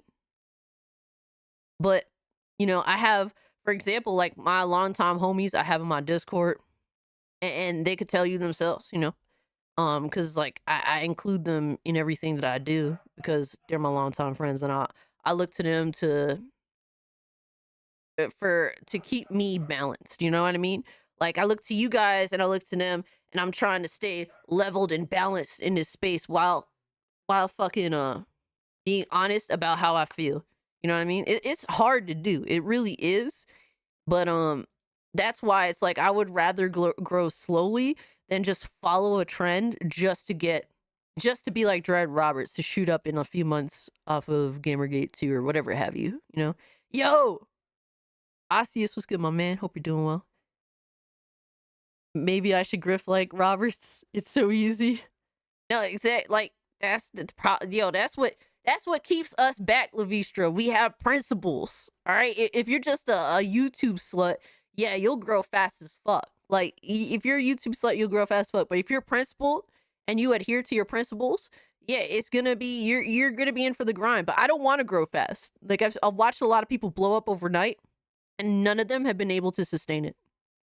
It's rare. Like the only person that's been able to sustain really is Hypnotic. But he was running his shit right from the very beginning, at least from when I known him. But most people that have exploded, like overnight sensations, like going from 1,000 fucking subs to like 20K subs, yeah, they fucking, dude, they've not been able to sustain. I don't want to grow like that. I'd rather grow slowly, because I've seen too many people like crash out, and it's not really even their fault. It's just that they went from being like a no-name to having all this attention on them. And it's really hard to sustain that. Position that he and everyone else we're going to talk about in this video was advocating for back during the Stellar Blade drama. Just to be clear, that who cares man, free speech maximalist position is basically one of maximum leeway for artists to create the art that they want to create, unburdened by censorship, as much as possible anyway. We will touch on the underlying philosophy of what constitutes.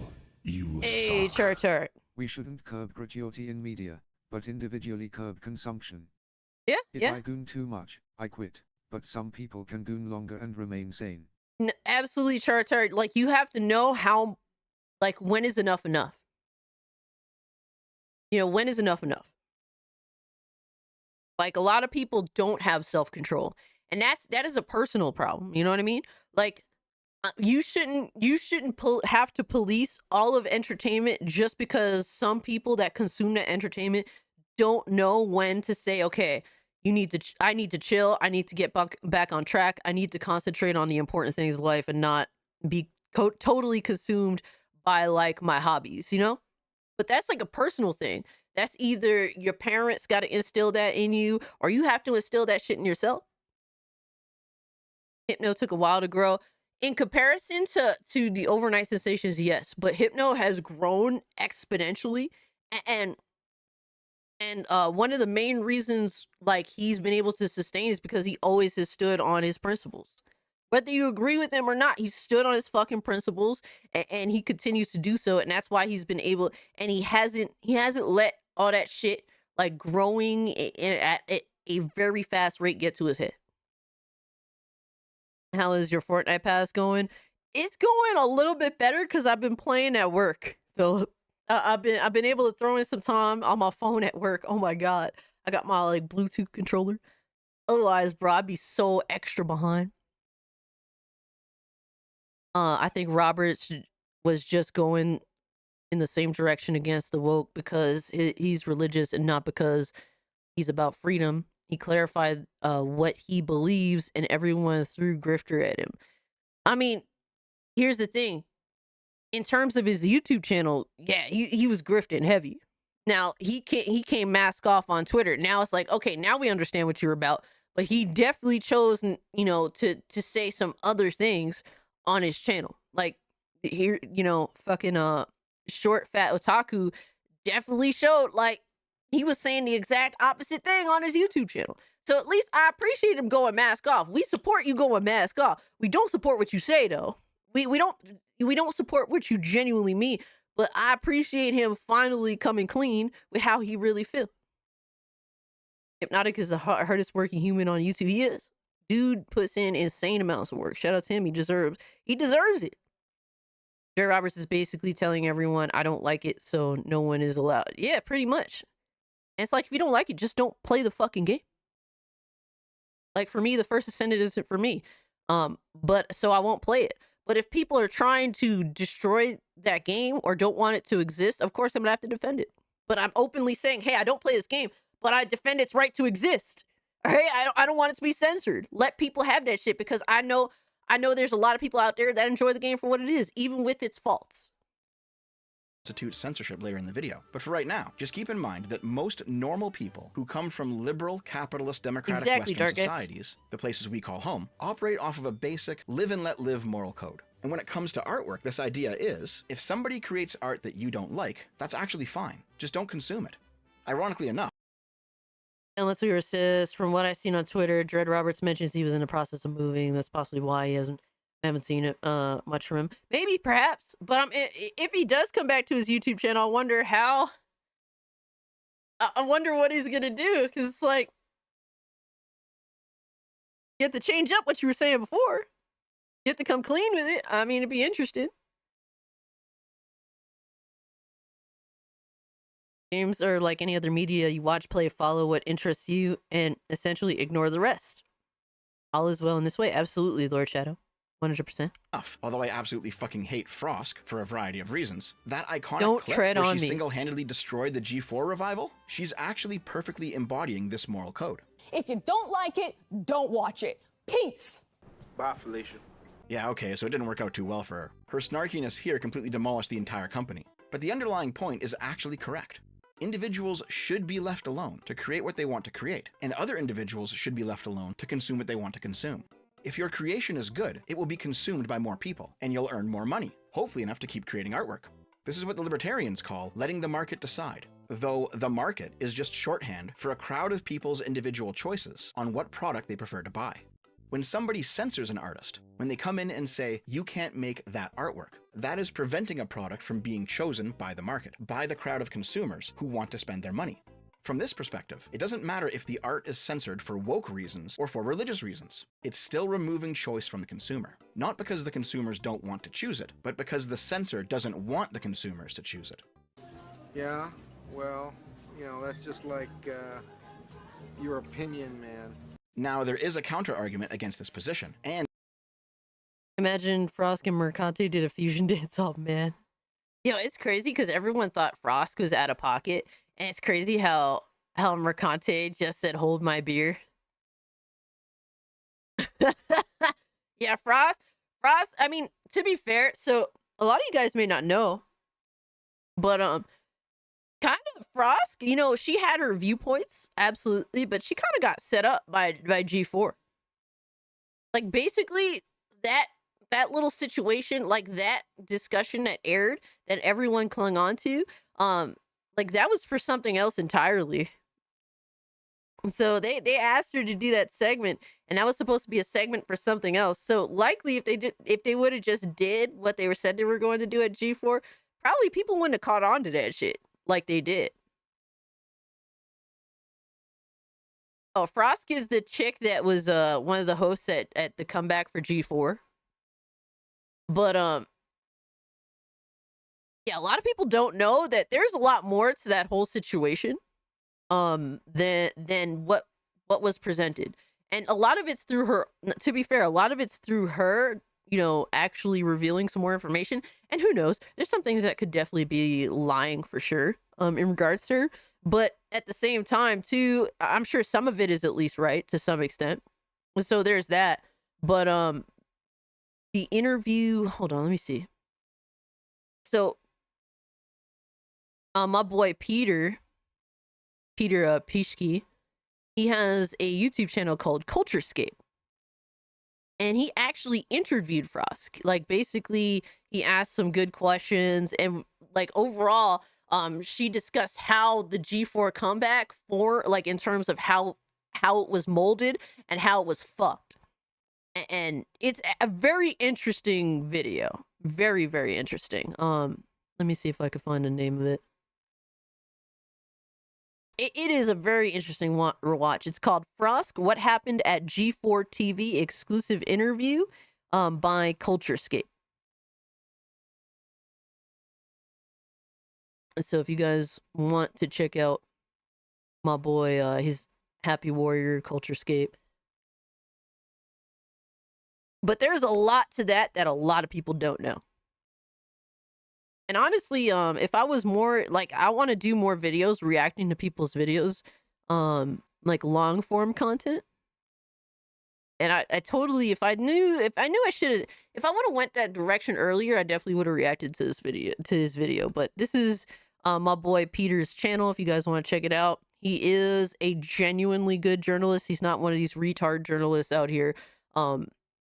His goal is to just get more information. That's how he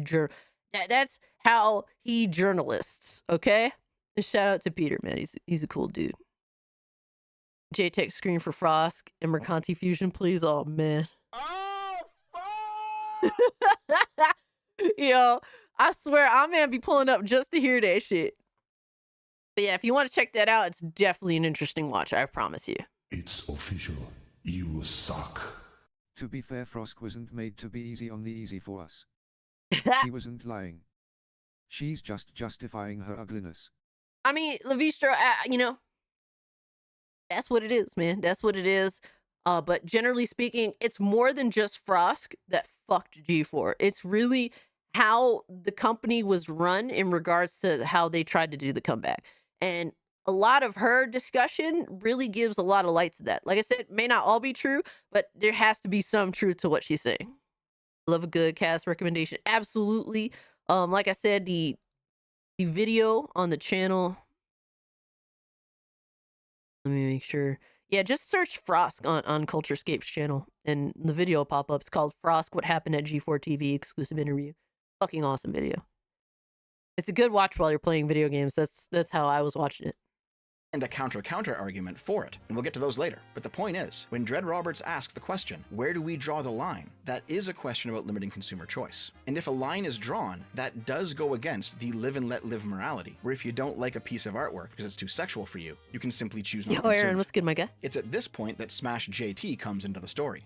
He also replied to Dread Roberts, saying, when you are becoming exactly what Smash, come on, man. When you're becoming exactly Aaron what you're says fighting against, SFO you are is a liar and a bad face actor. I mean, look, man, I can't judge the dude's entire channel, but from what I've seen thus far with this video, it's pretty good so far. But I can understand if you don't like homie. There's a lot of YouTubers out here that y'all love that I'm just like, ugh. and vice versa, man. It is what it is, but I understand. better than those you're trying to stop. Dread, who had previously defended Smash during some of the earlier Sweet Baby drama when journalists dogpiled him, responded with this. Like for Tanga and Alex. Oh man, Aaron. Come on, dog. Come on, dog. Shout out to Fratanga and oh no, it's Alex, man. Smash, who's apparently a married man with children of his own, seems to think that another married man with children of his own setting boundaries and having morals and values is becoming exactly what you're fighting against. Hilarious. I've been fighting against DEI relentlessly and was one of the very first people that defended when Mercante was going after his wife. Oh well, lesson learned, I guess. RIP. Incredible how my call for not taking things too extreme just to own the other side has shaken people to the core so hard that their brains have snapped in two. It's hard to believe, really. Smash gave the normal, sane reply. Gaming is about escapism and entertainment. Yo, it's crazy how like the sus nature of what he was saying. Like, it's crazy how a father would judge another father for trying to defend to think of the children. Like, what are you trying to say indirectly about Smash, dog? That's crazy. What are your thoughts on John De La Rose? Fuck that bitch. Fuck that bitch. He can kiss my fucking ass. Now, I've had back and forth with John De La Rose for a long time now. He's blocked me on my Twitter account that got suspended, perma-suspended. Yeah, we don't like each other. He's a fucking bitch. Not morals or setting boundaries. And if a game comes out that you don't like, don't buy it. Smash might not know this in a formal sense, but he is appealing to that live and let live moral code here when he's calling for less regulation of an artistic space. And you know what? That's my position too. I don't want woke nonsense games like Dustborn to not exist. That video's still in the works, by the way. I want artists of all political persuasions to make... Bro, everyone already forgot about Dustborn. But, from what I fucked with, Smash JT, like, we're like in a, we talk to each other on a, generally a daily basis. We're in like a group chat. And yeah, he's all for like live and let live. Like, he doesn't want morality policing of gaming. Like, that's really what he's about. And I stand with that shit. Yeah, Scott, he is. Like, dude, like, and here's the thing. I don't necessarily agree with everything that Smash says, but he actually is for, like, just letting games be what they are. It's just that we also do happen to make fun of video games that are made for no audience, like that too. So that isn't saying that they shouldn't exist, but so nice is why Mercanti went after him. Yeah, I think that, like, Mercanti, I think, thought that Smash was a pushover, and she found out real the fuck quick. But, like, here's the thing. She's so committed to trying to get this W on him that she's willing to just burn everything in order to try and get it. I didn't know who JDA was until after Roberts opened his mouth. Oh, I've been shitting on JDA for a while now, bro, Levi-Strauss. Because the thing is, JDA used to write for Bounding, and here, in John De La Rose and John F. Trent were the dudes that really fucked, like, that fucked Bounding into comics in terms of people's general interest in their website, because they would constantly push all the clickbait shit that was like, like eye rolling. They would constantly push the religious zealotry in their articles. Like, that was what they were about, to the point where the website became obnoxious, despite the other writers being generally respectable and generally good at what they do. Like, that was the main issue. And John De La Rose got booted because basically motherfuckers was telling him, like, yo, we aren't going to do this insane clickbaity shit anymore. Like, you need to chill back on that. And he was like, "No, you guys are limiting you guys are censoring me. You guys were bought by Disney." That was his comeback. Like, what the fuck? What the fuck? Like, it's crazy. He thought JDA was just another Twitter account. Oh no, he's a super grifter. Dude does not play video games, bro. But all he wants to do is talk about video games because that's the popular thing. All to grow his bullshit ass YouTube channel. All to push his bullshit ass GoFundMe. The art they want to make, games included. I just want to be free to make fun of them if I think they're bad. If there's people out there who genuinely want to buy and play and enjoy a game like Dustborn, there's not, but let's pretend here, that's fine. That's capitalism. That's people desiring a product and other people making that product and selling it. What's interesting about Dread Roberts' second large tweet is his inclusion of Smash's family, something that the Progs did quite a bit when dogpiling him back during the Sweet Baby Inc. stuff thing too. about this whole shit. Another commenter pointed out the similarity, saying that bringing his wife and kids into it showed Dread Roberts to be similar to the progressives they'd all been fighting against. Dread Roberts replied by simply saying, "You're right. I should just let him attack my character directly and call me a woke loon with a smile on my face." Smash seems kinda incredulous here. I'm attacking you now? Which, yeah, is hilarious. As far as I can tell, Smash didn't attack him, he just critiqued him. Specifically, he critiqued the fact that he was using the same tactics that the Progs use. Ian Miles Chong, who's another one of those Gamergate 1 grifters. This fucking guy, bro. This dude has been obsessed with Western politics for years, for like over a decade now. Dude lives in Malaysia. He's always lived in Malaysia. He will probably always live in Malaysia. Dude is like the definition of grifter, bro. He isn't even American. He's a like this dude, and not only is he just a general grifter, like he has multiple Twitter accounts that he promotes them all to try and push bullshit in order to make money on Twitter. Like, it's crazy. The dude, like, Upper Echelon really made a great video just actually showing all this shit with Ian Miles Chong. Like, I'm sure everyone hates this fucking clown, but like, you don't even know the half of it. Let's just put it that way. Unless you've really looked into this dude's bullshit, you don't even know the half of it on half of why you should think that this dude is fucking retarded. Grifters that use the movement and then discard it after building up his brand. Though with his case, that's a bit more complicated. But we don't have time today, and frankly, that's close enough. He asked Dread Roberts the question, not every— You suck. Hey. JDA is all like Banpran as his reply to the Zenless Zone Zero censorship hoopla, but then uses attractive women in his thumbnails and in his comics and doubles down playing the victim. Dishonesty. And I've been calling, Maki, absolutely 100% correct. And I've been calling him out for months upon months now. To the point where he actually, I could pull up some old DMs, but that's on I have to see if it's still there because it's on my suspended account, my account that was perma-suspended. But yeah, he acts like a super victim about everything. He's such a fucking little bitch. It's hilarious.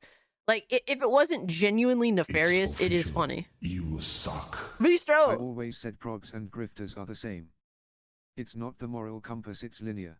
Yeah. Same behavior, same mindset, irregardless of politics equals left.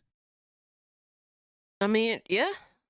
You know, it is, they do have the same mindset. They have the same reasoning for their bullshit. You suck. Appreciate the 5, bro. Ian has 2 old Twitter accounts that has been community noted in the top 10 while his main account is in the top 20. Crazy ass.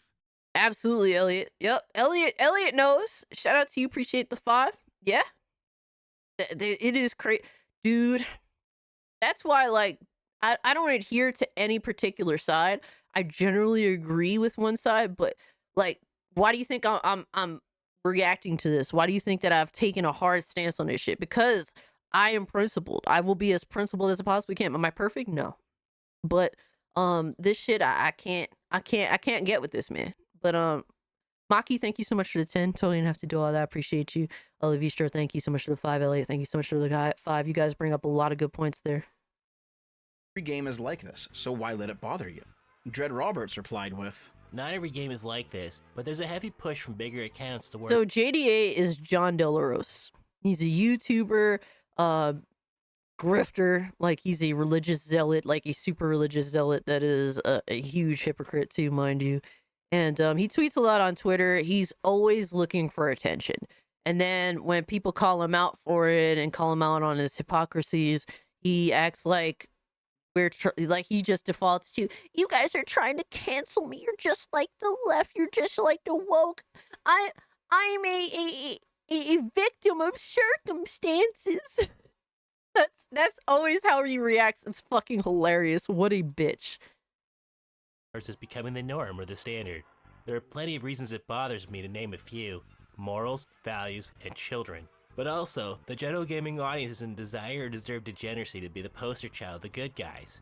We should be encouraging gamers and devs to be smart, not to fall into the same extremist trap that got us into this culture war in the first place. Don't have a cow. Okay, there's a lot to dig into here. Firstly, when Dread Roberts says that sexual content is being pushed to become the norm, I would argue it's actually returning to the norm. My generation, the millennials, our whole thing was making the religious right wing clutch their pearls by being edgy little shits when we were kids. And the youth culture of the 90s and 2000s completely reflected this. I've done several videos on this topic before, but Dude, there's so much, like, just edgelord content in the 80s and the 90s. Like, dude, just television alone. Like, it's crazy. Yeah, Ghost. People are just calling him out on his bullshit. Like, I was even saying this, because me and King Thrash had gotten into a back and forth on Solidcast. But, like, dude, it's like, people were saying, oh, everyone was dogpiling King Thrash. And it's like, if you say, and this goes for John De La Rose, if you say something so fucking insane, at some point, everyone's going to look at you and call you retarded.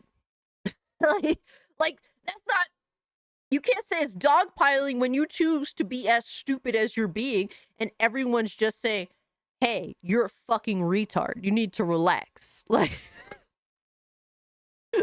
stop being so stupid. Stop being so some super fuck shit. Yeah, freedom of expression definitely isn't extremism, man. It isn't. The TLDR is, the zeitgeist of my generation revolved around pushing boundaries, whether that was in music or in comedy or in sports, and the boundaries that were being pushed on involved stunts and pranks, gross out humor, and yes, sexual content. Basically, if it made an old fuddy-duddy gasp in shock, my generation loved it. A prime example of this is Lara Croft from the Tomb Raider series. She was absolutely considered a gaming sex symbol back in the late 90s, and everyone in gaming treated her like one. Yes, the Tomb Raider games were good, but also she had giant tits. We all knew it, and gamers really wanted that sort of thing. She was regularly paired with Tifa and Lude Fanner at the time, both of them being high-profile, big-boobed PlayStation women. It's no secret that Eidos has been making Lara Croft's jugs smaller with each modern iteration of the series. Maybe it's because the games are more realistic now, so they didn't want the breast size to be completely ridiculous. Or maybe it's because there were a bunch of progressive games. I will say this, so, to be fair, Shadow of the Tomb Raider, the boobs weren't that big. But did you guys see Lara Croft's ass, though? The mommy milkers weren't there, but the cheeks were. If that's any concession. You suck. I remember most churches during this time used these media on how not to be a Christian. We called it the Hollywood Christian. Oof. Yeah. Yeah, Lavisha, appreciate the 5, bro. But, I mean, to be fair, like, back in the 90s, dudes were more into boba. Now, in modern day, dudes are more into booty. Like, that is something, to be fair. I could be wrong. Maybe they purposely nerfed the boobs, alright, the boba, because, maybe they really, they want to censor outright. But to be fair, the culture has changed.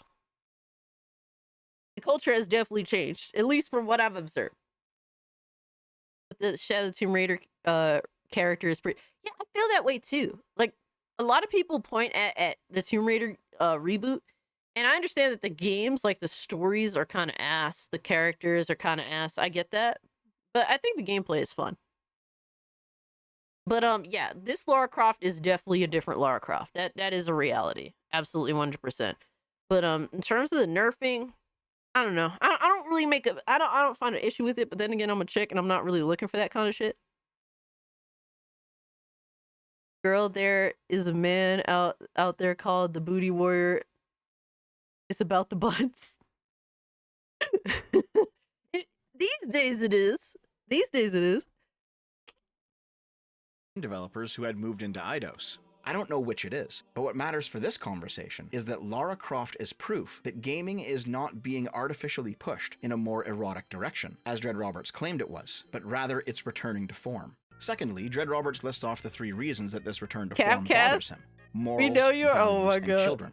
The first 2 covered a lot of the same ground. Values, morals, and ethics are all just standards of right and wrong. It's just that values are personal, morals are social, and ethics are institutional. He's basically just saying that he finds sexual content to be morally wrong, and he's saying it twice. With regards to the children thing, I get it. I think even Smash JT has stated he doesn't want kids playing mature rated games. Yeah, exactly. But guess what? That's why they're mature fucking rated, dude. The first Ascendant. Like, there's a difference between censorship and proper, ratings for games and age restrictions. Like, totally different. And I think most of us, yeah, exactly. Like, a lot of us don't really want children playing the games that are meant for people that are mature. Like, people of age. Like, yes, parenting needs to be a thing. Bring back parenting.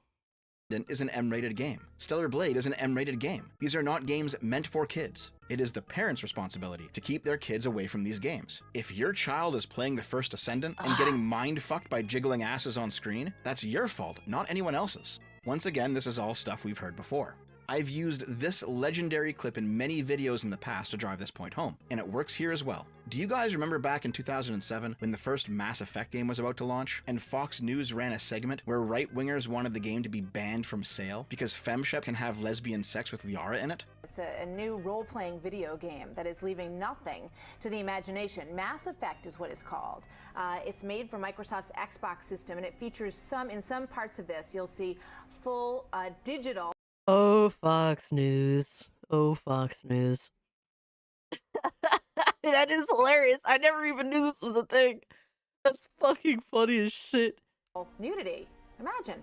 And the ability for the players to engage in graphic sex, and the person who's playing the game you remember gets to this decide story? Exactly what's going to happen between the 2 people, if you know what I mean. Now, the game is rated M for mature. However, critics say that Mass Effect is being marketed to kids and to teenagers. Pandora's box is open. I mean, kids have access to these things, and unless you're hovering over them every second, they're going to find ways to see this stuff on the internet. How damaging is it really? Well, the thing is, it's the whole concept of Fox News saved BioWare. Oh man, they're not supposed to. It's that idea that, I mean, let's talk about who the video game is for. It might be for adults, but if you look at the statistics, who is playing video games but adolescent males, not their dads? So that's the first thing. The damage is this. We know that all the research shows that violence has a desensitizing effect. Well, sexuality... I mean, lesbians kissing isn't going to do anything to an adolescent boy, a teenage boy.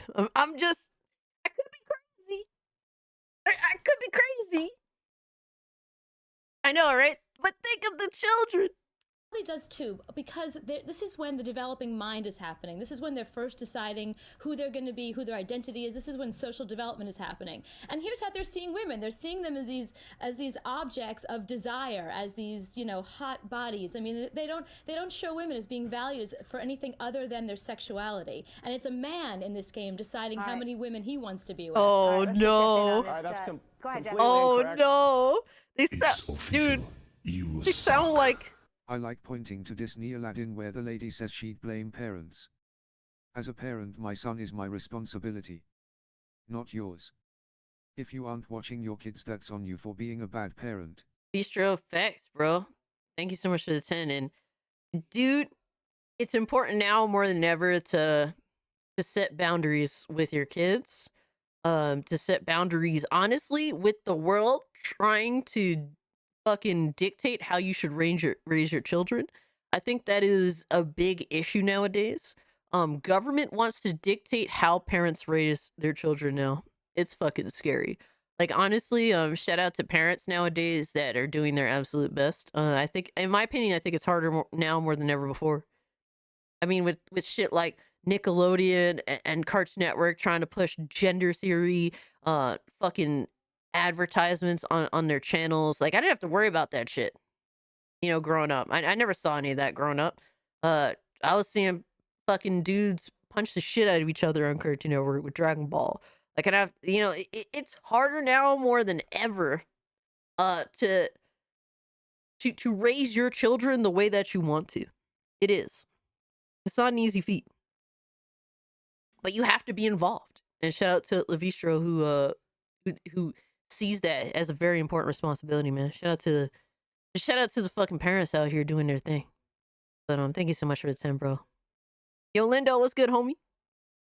I played GT as a kid and I grew up fond. I did too, but I mean, you know, for me, my parents, they didn't really have much rules on entertainment. I mean, there's obviously some things that I wasn't allowed to watch. Like, I could only watch like the second and third act of Death Wish, for example. I wasn't allowed to look at the beginning of the movie because obviously, if you've seen the original Death Wish, you know what happened. So I was only allowed to watch the second and third act of Death Wish, but stuff like that. But for the most part, my parents knew I was very sound of mind, and it really, you know, it depends on if you know your kid, really. And my parents always knew that I understood what was fake versus what's real, and they didn't really have concerns with me and entertainment generally, especially with video games. My dad, I had to convince my dad to get me San Andreas, but other than that, he didn't want to get me that game. He did not want to get me that game. I'm a rollover. I just wanted a bit of Goonery. Oh, man. Undead parrot here. Appreciate you, dog. I raised 7 kids, Scott says. I was there as much as I could, all while schools, politics, and others tried eroding my role as a parent. Absolutely sad to see, man. It sucks. Shout out to you guys for fucking staying strong, man. I have all the respect for you. Especially Yeah, fathers, First man. of all, you can actually play as a man or a woman in the game. Cooper, have you ever played Mass Effect? No. Right. Well, I think the fact is you talked about, you know, another thing that you mentioned is this that how fucking it's, guy. has full graphic Jeff nudity. Keighley. That's completely incorrect.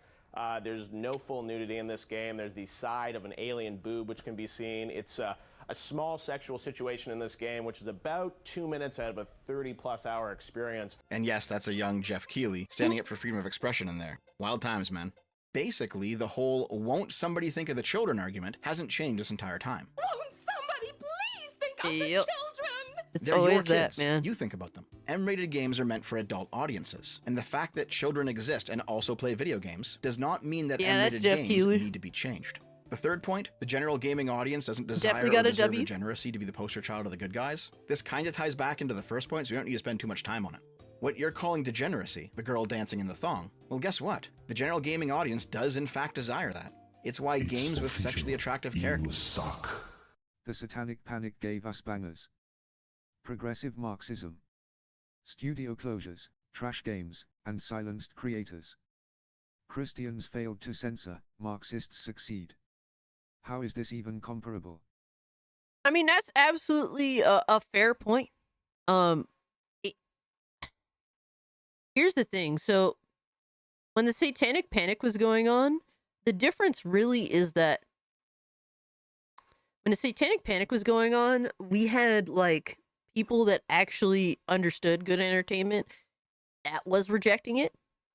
But shout out to you, Black Cat, for the 10. I do appreciate the discussion. So, like, people that actually understood entertainment and opposed, like, that censorship of the time went on to make some amazing entertainment. Now, the problem is, in my opinion, with the current landscape of things, so, like, we have a lot of people that are criticizing, you know, Marxism and all the people that are, you know, quote unquote woke, that are influencing video games for the worse and making them shit. The problem is the people that call them out, and I'm one of these. I'm not a creative person at all, so I fall under this moniker. A lot of people that have criticized the entertainment that's currently there and going out of their way to reject it, don't actually know how to make good entertainment themselves more often than not. And that's the issue. So, like, you have people like JDA, for example, that's like, I hate woke shit. Go to my GoFundMe and support my comic. I remember MSM freaking out over the drinking Darkspawn blood. I was intrigued with Dragon in title. But drink blood. As a teen I bought the game. Yo. So like, yeah, you have the people that are critiquing the bad entertainment, and then they're just like, hey, buy my bullshit, and then it turns out it's actually bullshit more often than not. It's like, can anyone make good entertainment now? I think that's the main issue. Now then you have those like regular people that just want to see their vision come to fruition. Like, for example, the South Korean developers of Stellar Blade. Like, they just want to make a good video game that's their vision. You know, you have those, but thankfully there's at least some people making good entertainment. It just happens to be like people that are Marxist, progressive driven losers that are very pro censorship now. They have no idea how to make good entertainment.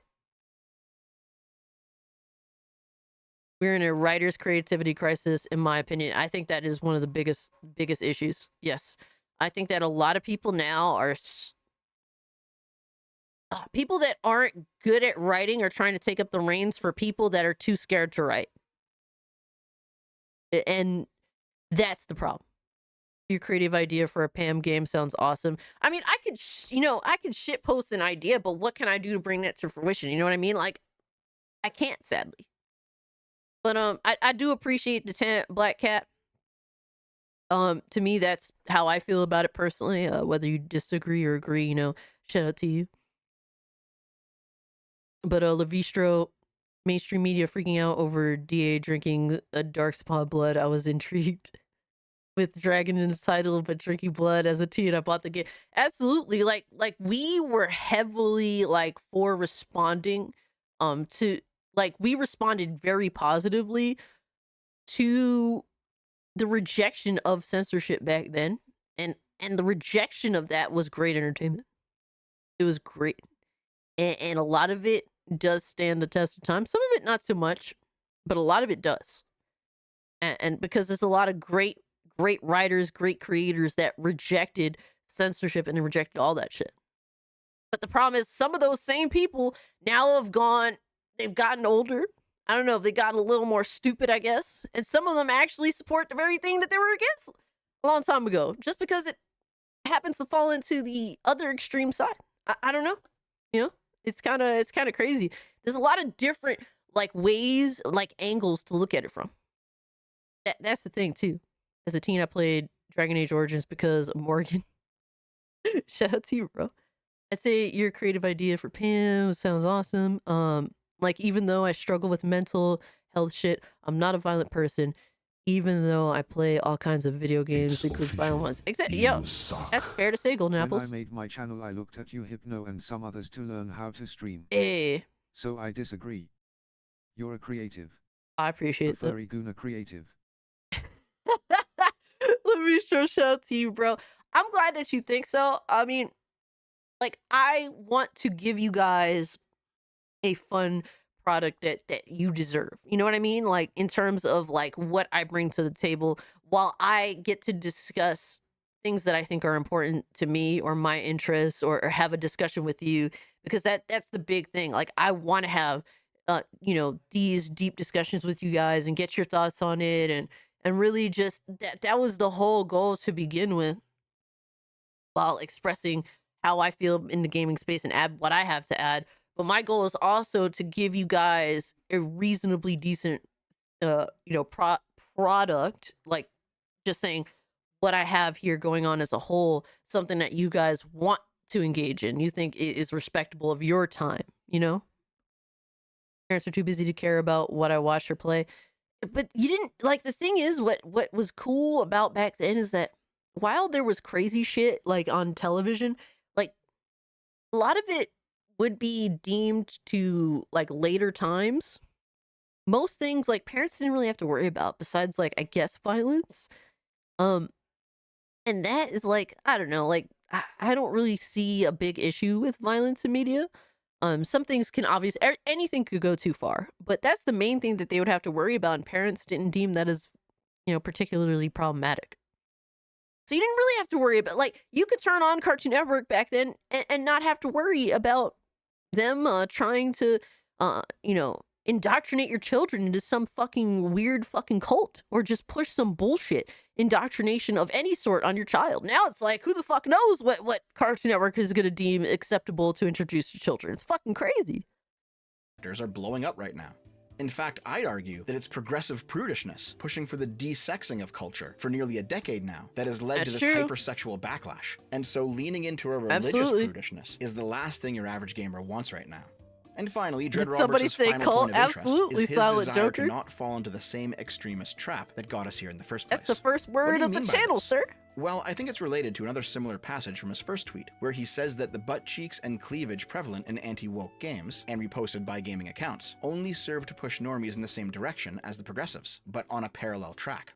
The use of these phrases, the parallel track, and the extremist trap that got us here in the first place, both point towards a belief that I think Dread Roberts probably holds, as it's pretty common among more religious. Yeah, I didn't think we would go back to that either. I'm going to have to describe the relationship between the three broad factions in this conversation, if you haven't already intuited it. We've got the progressive, woke, LGBT activist people who bully everybody, the libertine, gooner gamer types who want all standards slackened as much as possible so that there's tits and ass everywhere. And we've got the religious tradcons, who are hyper alert to degeneracy, who see sin around every corner. These three groups are all in opposition to each other, but when one of them is culturally ascendant, the other two usually unite to keep them in check, temporarily appealing to their overlapping values. The libertines are opposed by both the woke progressives and the religious tradcons over their desire for sexually explicit material that they both deem to be immoral. We creaming tonight? We gooning tonight, Quiet Cries? Both the woke progressives and the libertines. You suck. Hey. Goonies never die. They fact to live. Yep. Fap to live, baby. Yeah. BMG. Appreciate the $2, dog. That's the takeaway. Fap to live, damn it. Both oppose traditional morality, demands traditional sexual moral standards. Libertines over their shared desire to be unshackled by traditional morality, and the religious tradcons Both and the libertines both woke queer sexual morality, fears normal heterosexual male-centric sexuality. You know, we be wildin', bro. It's kind of crazy that it's true to an extent.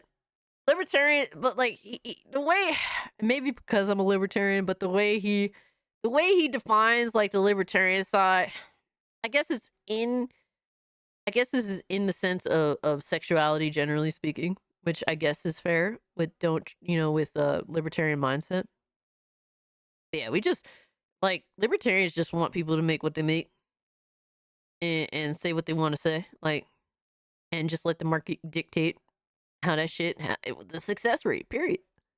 Both oppose the woke progressives for pushing a new form of modernist morality into media. Now you might be asking, aren't the woke progressives and the libertines the same thing? And the answer to that is no. The word libertine is an old word. It specifically describes somebody who wants as little morality as possible in their life. It was used back in the day to describe people who ignored traditional morality and spent their time gambling and drinking and using drugs and having promiscuous sex. Libertine specifically means a lack of a moral code, and in the modern day, it refers to people who want to be unshackled by moral concerns as much as possible. The woke progressives do not lack a moral code. In fact, their moral code is very strict. It's just a very different moral code than the sort of thing that you find in Christianity. During the previous waves of satanic panics, like over rock and roll or Dungeons and Dragons or whatever else, the tradcons were the dominant cultural force, and both the progressives and Dude, it's crazy how many times they've attempted to push like all sorts of stuff, like from like the 50s with censoring comics to the point that almost damn near ruined the comic industry. Now we're going back to that. Like, they always try to push like this censorship driven thing to destroy entertainment until it inevitably almost comes close to destroying the entertainment. Yeah, the comics code is insane. Like, the fact that we haven't learned from that is wild in itself. Levi-Strauss says libertarian means you believe in no government and something is yours until you stop using it. I mean, do I believe in no government? I don't know if that's necessarily the right answer, but that's my big ask. That is absolutely my big ask. I'll be happy to see anything go in that direction of less government, but that's not happened essentially in my entire lifetime, it feels like. Like, it is always just more and more government. And so that's kind of my issue.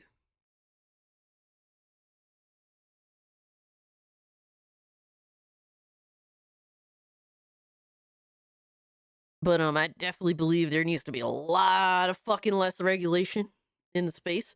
I think that a lot of the things that we have to adhere to in terms of just like you need to do this, you need to pay for this in order to have this right to do this. Like a lot of that shit needs to go away. You believe in less government, that's different from libertarian. I believe in less government in terms of we need to go in that direction. Now where we stop, I don't know. I would like, my thing is I need to see how far, like we need to go in that direction and see if there's even a time to stop. You're classical liberal, which is most of America. See, I'm somewhere in between that, Levistro. You know what I mean? Like I like the thing is I don't pretend to know shit that I don't know. You know, and somewhere I'm somewhere in between that, you know, libertarian and classical liberal.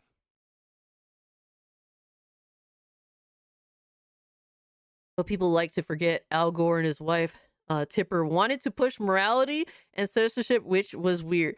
That is true, Scott. That is absolutely true, too. Government needs to be checked. Just like certain hugely exploitable situations need to be checked, too. Too much regulation treads on freedom. Absolutely. Like, I think that's one of the biggest issues in America right now. It's just too much fucking regulation. The libertines of their era united against them in their common desire to be free of religious morality. When I grew up, the modern-day libertines were the dominant cultural force, which is why the youth culture of the 90s and 2000s was so lackadaisical, while both the progressives and the tradcons chided us for our lack of moral standards. And for the 2010s, and so far the 2020s, it's the progressives that have been culturally dominant, and the tradcons and libertines have united against what they view as this new morality coming in. However, that progressive cultural dominance is reaching its end, which is part of the reason why the tradcons and the libertines are beginning to fight once again. So, when Dread Roberts refers to this parallel track, or he appeals to this idea of extremists leading gaming down this path again, he's referring to the tradcon position that progressives and libertines are two sides of the same coin, because despite their differences, they are both products of modern degeneracy. Of course, in reality, it's way more complicated than that. The gamers who want to see hot women in their games, and are willing to pay good money to see it happen, have no great love for the progressive moral code that is... Like, here's the thing that people aren't expressing that I think is an important point. Like, a lot of people are pretending that we, like, us, the ones that support, you know, the First Descendant just being what it is, what it chooses to be. A lot of people are pretending that we want all video games to be this way, when that's not at all the case at all. The problem is the focal point has been put on these games that show revealing female characters. So that's the general discussion, but we don't want all video games to be like this. We're just saying, hey, we just want you to stop fucking with the games and just let the games be what they are. We don't want all video games to be like Stellar Blade or be like the First Descendant. But should they exist? Absolutely. And we support them existing and doing what they want to do. Like, not all games need to feature females that have giant tits or giant asses and are super revealing. No, but we're going to defend these games' rights to exist. Lavisha says, lies. I want all games to be like this, including Elmo's Big Adventure. Yo! And if you're one of those that the only games that you want to play personally are these types of games, well, shout out to you. But even those people, I'm sure they don't believe that every single video game should be like this. Like, the thing is, when people want to make an argument against you, they automatically try to hold you to an extreme position that you didn't even have to begin with. And I think that's one of the biggest problems that we've had in this space. Yo, Warlux, what's good, home? There are a lot of nuances in most people's beliefs. They're just vastly oversimplifying to invalidate. Exactly, El Alchemy. Exactly. That's the whole point that I'm bringing. I appreciate you for dropping that knowledge. Good at stretching, but I'm surviving, homegirl. Yo, keep on surviving, bro. I understand, bro. We all been there. We all in it. We in the trenches, but I hope you have a wonderful new year, sir. Led to this desexed, uglified games industry, where sexuality is considered oppressive unless it's some abnormal sexuality, like Baldur's Gate 3's bear fucking, or Goddesses of Beauty being given man jaws or whatever. But to people like Dread Robert... Yo, it is crazy that the people that hate heteronormative behavior support, like, bear fucking, or just really, like, like weird cases that are out of the ordinary. Oh yeah, that type of sexuality, completely fine. but heteronormative behaviors of any kind, bad, evil, degenerate, like what the fuck? That distinction is washed away. You just want to play a decent game? Hell yeah, Hypersexuality JC. and woke sterility must be smushed into the same camp, because from the religious point of view, they are both a form of disordered, immoral sexuality. This is why he positions himself as advocating for a happy medium between the two extremes of sexual degeneracy and sexual impotency. But to those people who are more interested in talking about artistic censorship and not sexual morality, Dread Roberts does not actually occupy this happy neutral midpoint. The happy medium is that liberal live and let live market morality, where people's choices determine what's popular, and the two extremes are the progressive censors on one end and the religious censors like Dread Roberts on the other. Now, to be fair, I don't think I've seen Dread Roberts specifically state that he wants the First Descendant or other similar sexual content in gaming to be censored, like the government should come in and put their thumb on the scales, or the corpo should put their thumb on the scales. No, he seems to simply find it immoral, and he wants a cultural rejection of it. And I mean, good luck, buddy, that's not going to happen. But at least... Yeah, I agree with that. He hasn't said that he wants any, actual policing of this content. Like, he just opposes it and wants other people to do the same. All right, Cry Cries, thanks so much for hanging out with us. Just want us to have a few years of fun without some political clowns to involve themselves in our hobby. Absolutely, Nickel. I appreciate, I appreciate you saying that too, because that's, at the end of the day, that's what we all want, I did find the squirrel getting traumatized by watching the little bit of weirdness in Baldur's Gate 3 to be pretty damn funny. And here's the thing, I'm not shitting on Baldur's Gate 3. Like, I think that content should exist as well, because it's properly rated. Even if I think that some of the sexual endeavors that go on in the game are weird. But guess what? Like, there's people that want that shit, and it's a good video game overall. Shout out to them. The gay bear joke was funny. Yeah, no, it was funny. My thing is, it's just weird that people that reject heteronormative behaviors in other video games seem to embrace that. That's just strange to me. I think gaming will return to its edgelord era again, and the indie games market is going to bring it back. Maybe? I don't know. It's hard to say. But I do know for a fact that there is, like, a lot of these games, like the First Descendant or Stellar Blade, whether they're intending to be edgelords or not, we are seeing them as edgelords. Salon, good night, bigots, goon. Appreciate you, dog. He doesn't want adult content. Cyberpunk 2077 is a conservative narrative, no matter what He's the new more than team happy for the says. government to censor porn. My view on pornography is basically the same as my view on M-rated video games. Porn is obviously not for kids, and as a parent, you need to make sure your kids aren't getting up to some nonsense. But just because porn is inappropriate for kids to look at doesn't mean that adults should be banned from looking at it. Wanting a blanket ban on pornographic content because it's immoral is a significantly more popular position on the religious right, though. And you know what? I get it. That is in line with Christian values, even if I personally heavily disagree with them. I get why the Christian... So my issues with porn, generally speaking, I understand why people want to get rid of porn. The problem is you just can't. Like, first and foremost. But my issue with porn is that you hear all these stories about women in the porn industry specifically, and I'm sure men too. But women just get more attention in the space. Like a lot of them are abused. The whole shit with Pornhub refusing to remove content of a woman who was underage at the time engaging in sexual acts in which the people that were in charge of that didn't even, they had control over that content, and Pornhub refused to remove it. Like, that shit is insane to me. Like, stuff like that is wild. That kind of shit, like, to me, that is super concerning. How do we deal with that kind of stuff? I don't know. You know what I mean? But other than that, I mean, besides women being abused, underage stuff being on these sites, like, a lot of that stuff is just, yeah.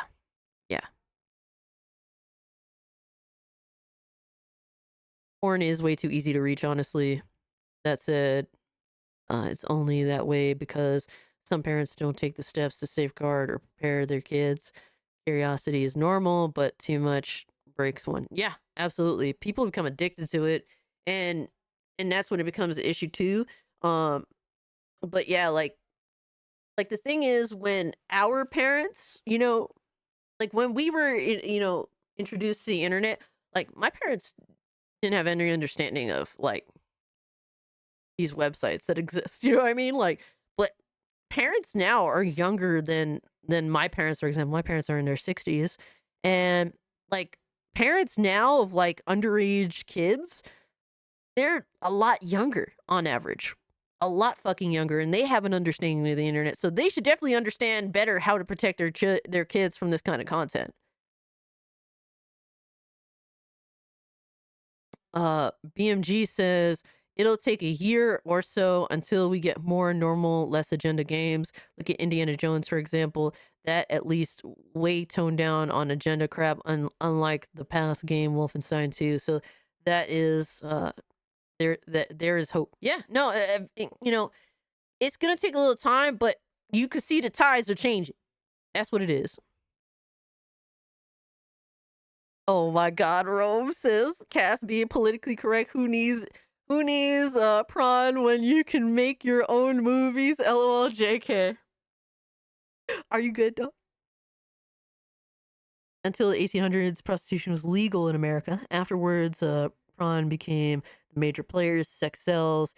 It's the thing. Yeah, that is a part of that. That's just reality. No, you're not lying, bro. I bring up all Bundy to Al Bundy to clarify. Men like pretty women sells.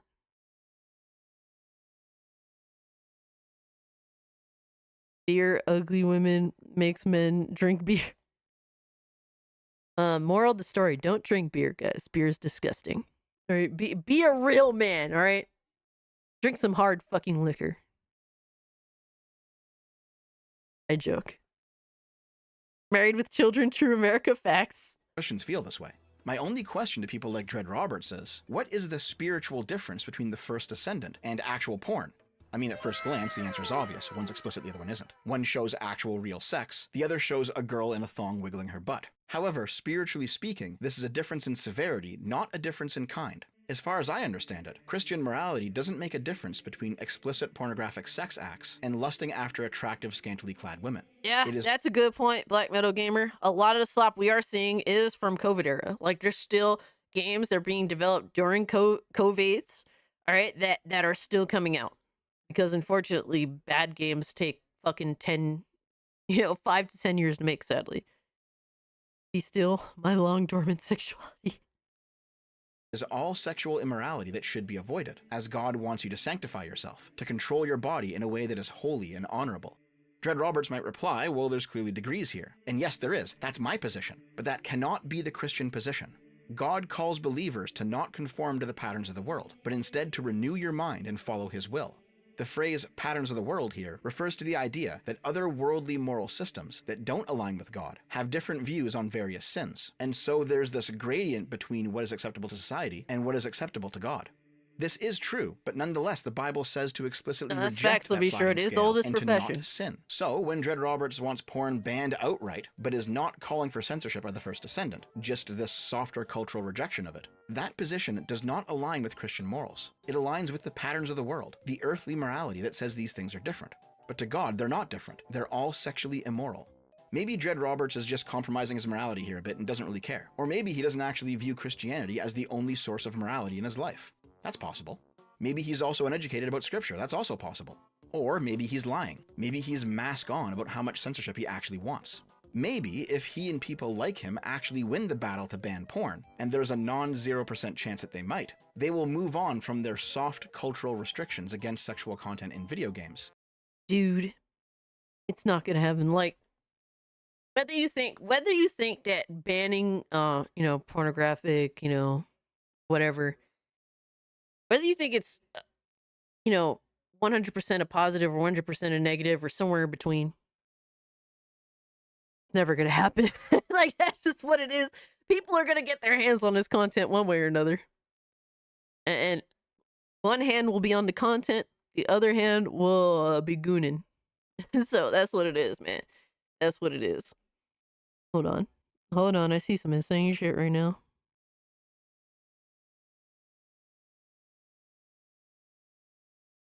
I must.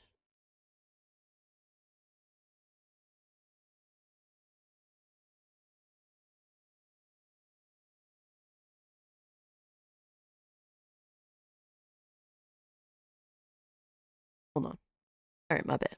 And progress to wanting it actually full-on banned as well. That is possible too.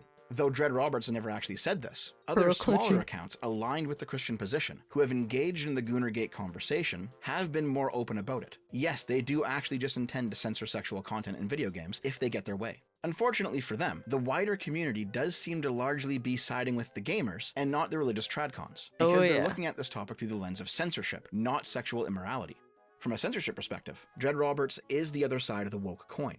He is on a parallel track, to use his own terminology. For the progressive, there should be a line drawn between permissible and problematic content, and their progressive moral standard should be uniformly applied to the entire community, regardless of individual choice. In much the same way, for the Christian, there should be a line drawn between permissible and obscene content, with that standard also— That's crazy. Look at this fucking dude's face. Oh my god. That's fucking hilarious, bro. Oh my god. You'd be amazed how anti-authoritarian Jesus was. 60% of so-called Christians don't read the Bible. JDA, Trent, Roberts, and Mel are in big violation of 1 Corinthians 10. They dishonor church God and non-believers, so a dude spinning facts. Yeah, no, there's plenty of Christians that I know in my own personal life never read the Bible. Haven't touched that shit in a really long time. Yo, Nightcrawler, good to see you, homie.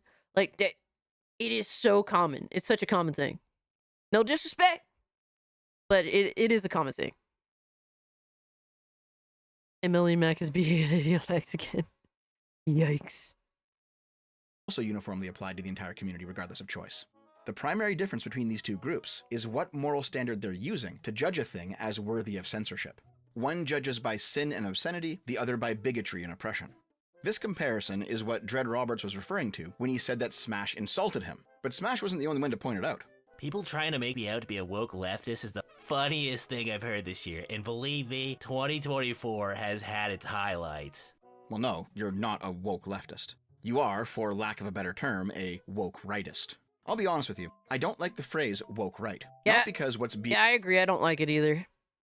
It does a good job of explaining, like, certain things, but it lacks, like, the actual nuance, you know what I mean? being pointed at with the term doesn't exist, it certainly does. There absolutely is a phenomenon where right-wing ideologues use tactics that woke progressives use, and we do need some way to talk about it. But like I said at the start of the video, that topic is for another day. Anyway, if he responds to this video, he'll probably criticize me for not being a Christian, and yet telling a Christian how to live their life like a Christian does. And all I have to say to that is, yeah, so what? I'm actually pretty knowledgeable about Christianity despite being an atheist. And these are your ethics, not mine. This is the exact same sort of thing as pointing out progressive hypocrisy, where they appear to hold a moral position that they wield against their enemies, but they never actually judge themselves by it. Something that I know that you know about, because you've pointed out their tendency to do this in your videos. At least IGN is consistent and criticizes all sexuality in gaming right now, except they forgot Baldur's Gate 3. I guess they decided not to criticize that one as much. Oh, so what is the problem with IGN selectively criticizing sexual content in gaming anyway? Is it that they claim to hold a moral code because doing so makes them look good? They don't actually enforce it consistently because selectively wielding it against their enemies as a weapon, but ignoring it when it applies to their own conduct is just a smart tactical choice? And we can rightfully point out how their actions basically just constitute virtue signaling, where it's one set of rules for thee and another for me? Well now, imagine that.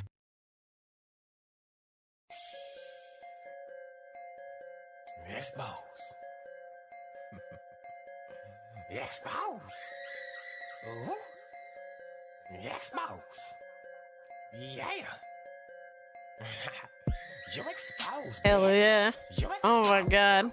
As clear cut as it gets. You expose, bitch. You expose. You expose.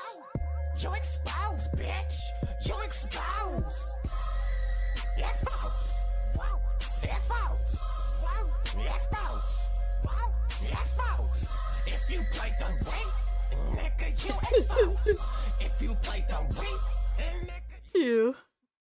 Ziggy says hi to everyone. Hi, Ziggy. He said, "Where's my dinner?"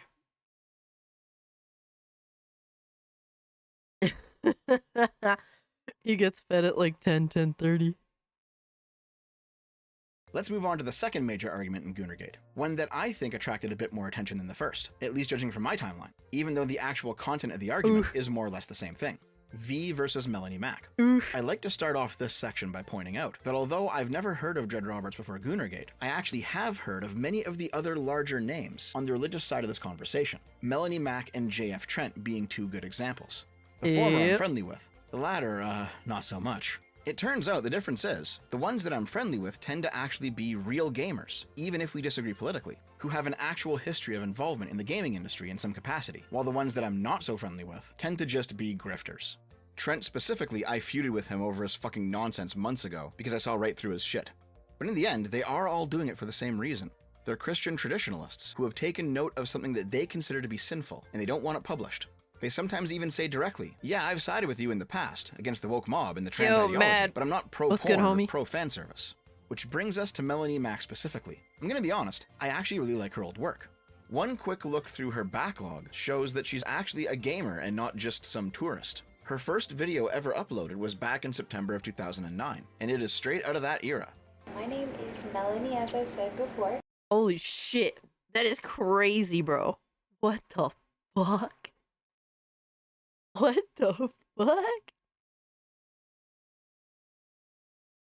Oh my god. Crazy, man. How fucking 15 years just flies by. Holy shit. She said she made a post about atheists when the plane starts shaking. No. No, don't tell me that. Don't tell.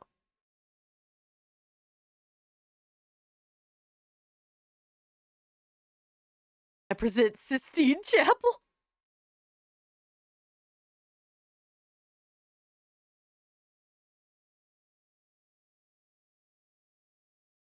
Let me see. I need to see this for myself. Hold on.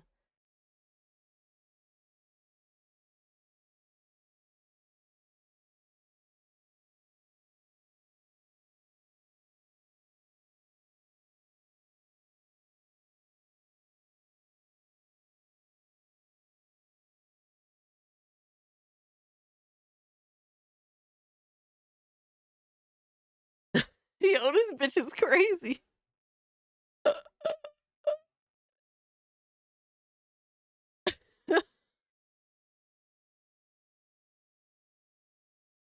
Used to have a crush on her. I mean, to be fair, she's like in her late 30s, right? I mean, what are you gonna do? I mean, you know, like a lot of people want to pretend that, you know, they can escape time.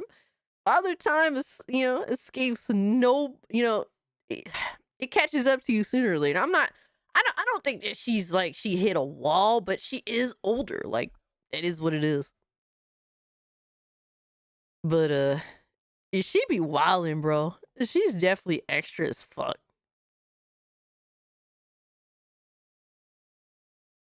I feel like maybe she had one of these moments at one point or another. Because she definitely wasn't nearly as serious about religion as she is now. Either it's for the grift, but I have to think it's not really for the grift. I really think that she genuinely believes this shit because it is super unpopular amongst gamers.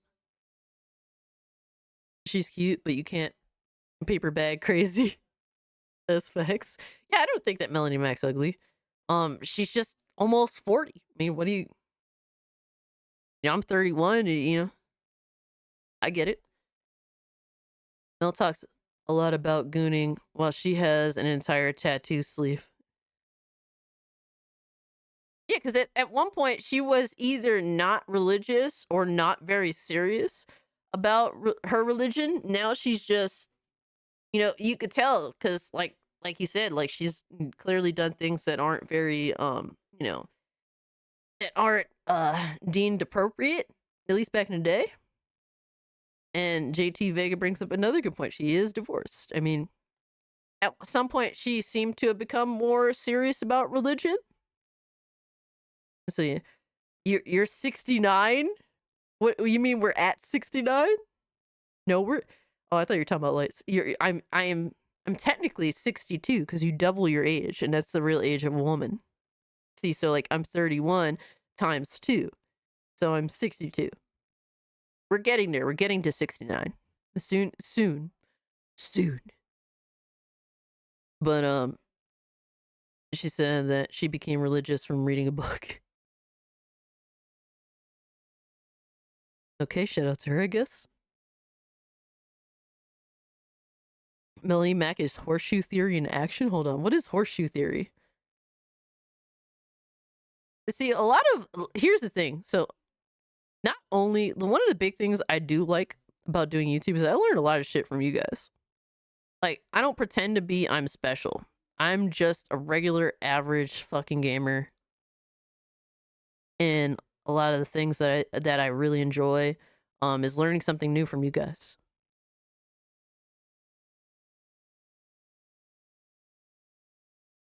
Okay, so proponents of horseshoe theory. Okay, I understand this.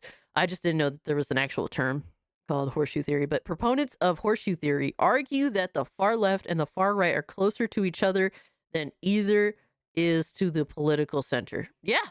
No, I completely agree with that. 100%. Yeah, like basically the left and the right meet at the dark side of the moon. like that's a fact. Yo, Epic Treasure, what's good, fam? Hope you're doing well. I blame D-Day Cobra. I like Trump, sure, but when he went to that route, it inspired others to be crazy. Did you know he wants to make a list? What, make a list of like left-leaning people? I mean, I can't really, here's the thing, I can't really tell people what to do with their content, you know what I mean? I can say that, I could say that it's wrong when I feel as though it's wrong and can have the discussion. But like, it is what it is. People want to go down that route. What can you do, right? 1 p.m. and I'm still in bed. Shit, shout out to you, man. If you can get away with it, get away with it.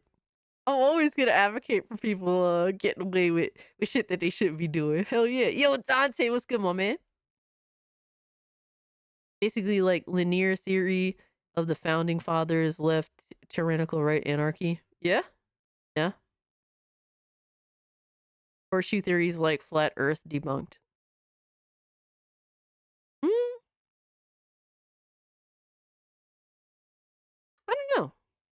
I don't know. I do believe that at some point when you go down the extreme lines of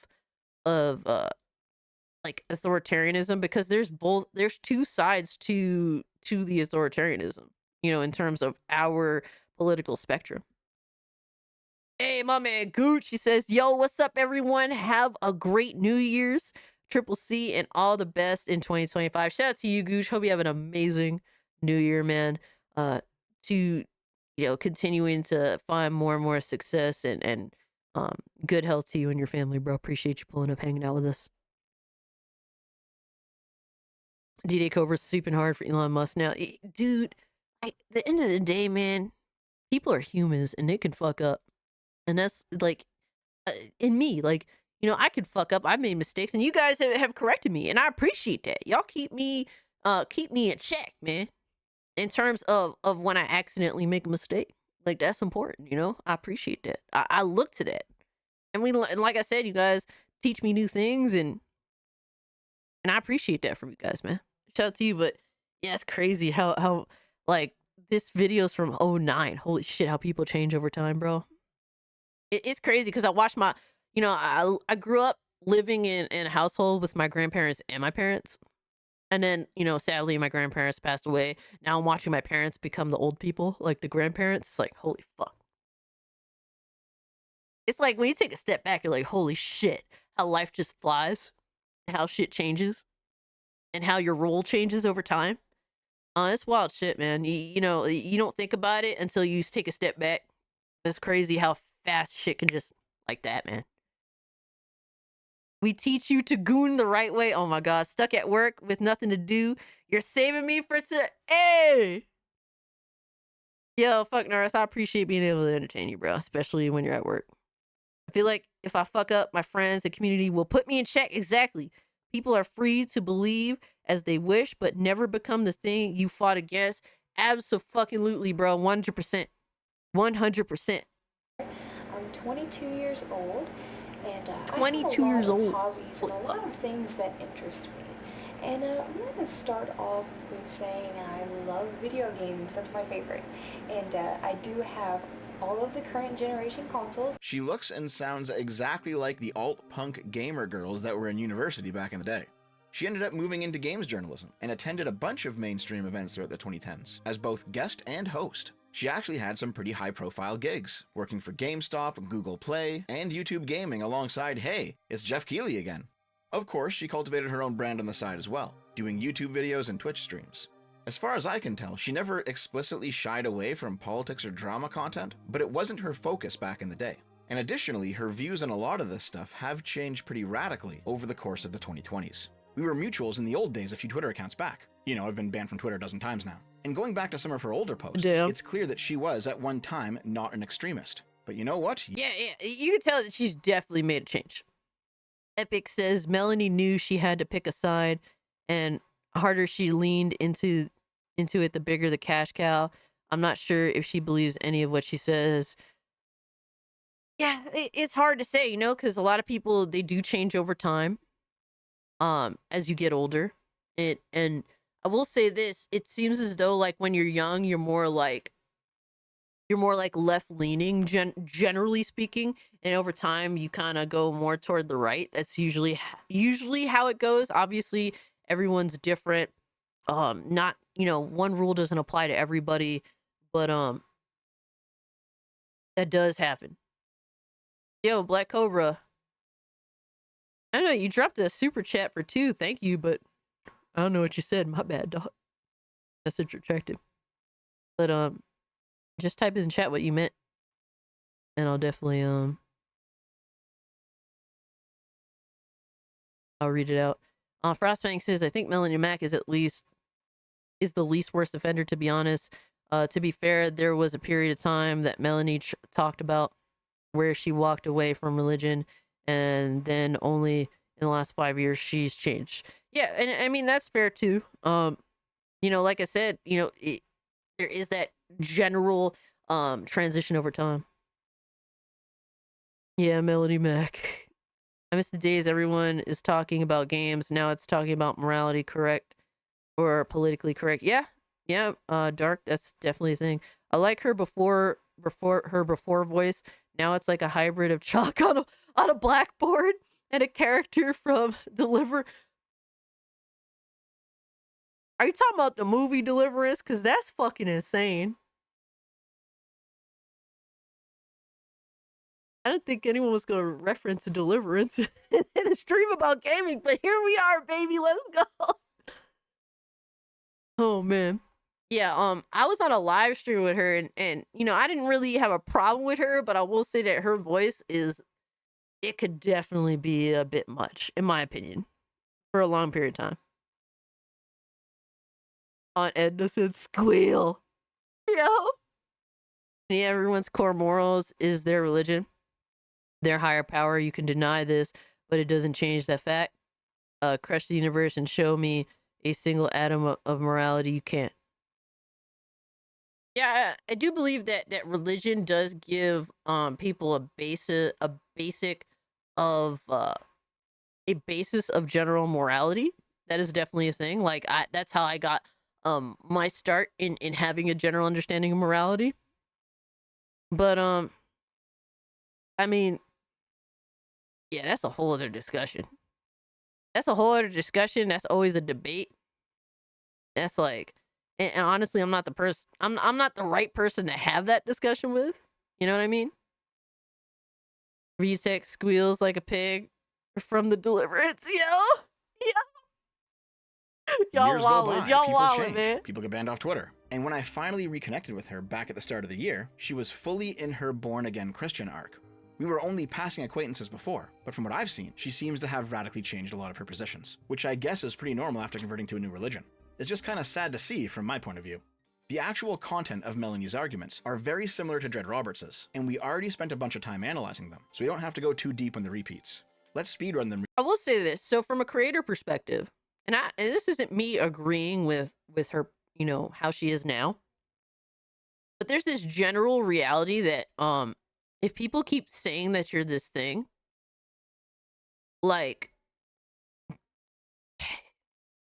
to some extent, you end up just saying, well, fuck it. Everyone calls me this thing, so I'm going to do that. I'm going to be that, but worse, out of spite. And I do this sometimes. Like when, so many people call me a grifter, so I'll just embrace the word grifter and use it like openly, because it's like, it's not like it hurts me. It's not like you're convincing people that actually go out of their way to watch my content or hang out with me. Like, it's just, at this point, let's just make fun of it. You know what I mean? Now her situation is definitely different, but you keep saying like someone's this thing, and they'll just own it, the sort of deal. Alchemy says, I think she felt secure enough to display her religious beliefs once she got big enough. Just a theory. I mean, that's a thing too. I don't think Melanie's a grifter like De La Rosa or Trent, since they never even show themselves gaming. But I don't agree with her being this bullish. No, I could see where you're coming from with that, Frostbank. I think that she's definitely a gamer. Or was a gamer. I don't know. Like, I've seen her stream video games, and you could tell that she's definitely a capable gamer. Like, she definitely does game. So to that extent, like, on that front, she does deserve to have an opinion, because she's a gamer. She invests time, money, and she's passionate about the hobby to whatever extent. But yeah, people like De La Rosa and Trent, they don't actually play video games. So there's that. That's kind of definitely the harsh different, like the cutoff point between the two. The two sides of that situation. Real quick and save some time for the new stuff. Melanie says, Slutty games don't sell for me and lots of people. Most gamers don't want Coomer. You suck. I went through every single skin in the first Descendant, and there is not one single skin, nor emote that even remotely qualifies as softcore in Melanie's eyes. She doubled down. I unsubbed. Hey, Maki, I appreciate that. See, so I don't play the game, so I can't really dive into the actual content, but I appreciate Melanie you reminds letting me of know. Gothics, but I think Melanie is more extreme. Yeah, Gothics, she's made this pretty like crazy transition to being really religious. You suck. You heard what Sumo is doing to Josh Alex editor on Twitter.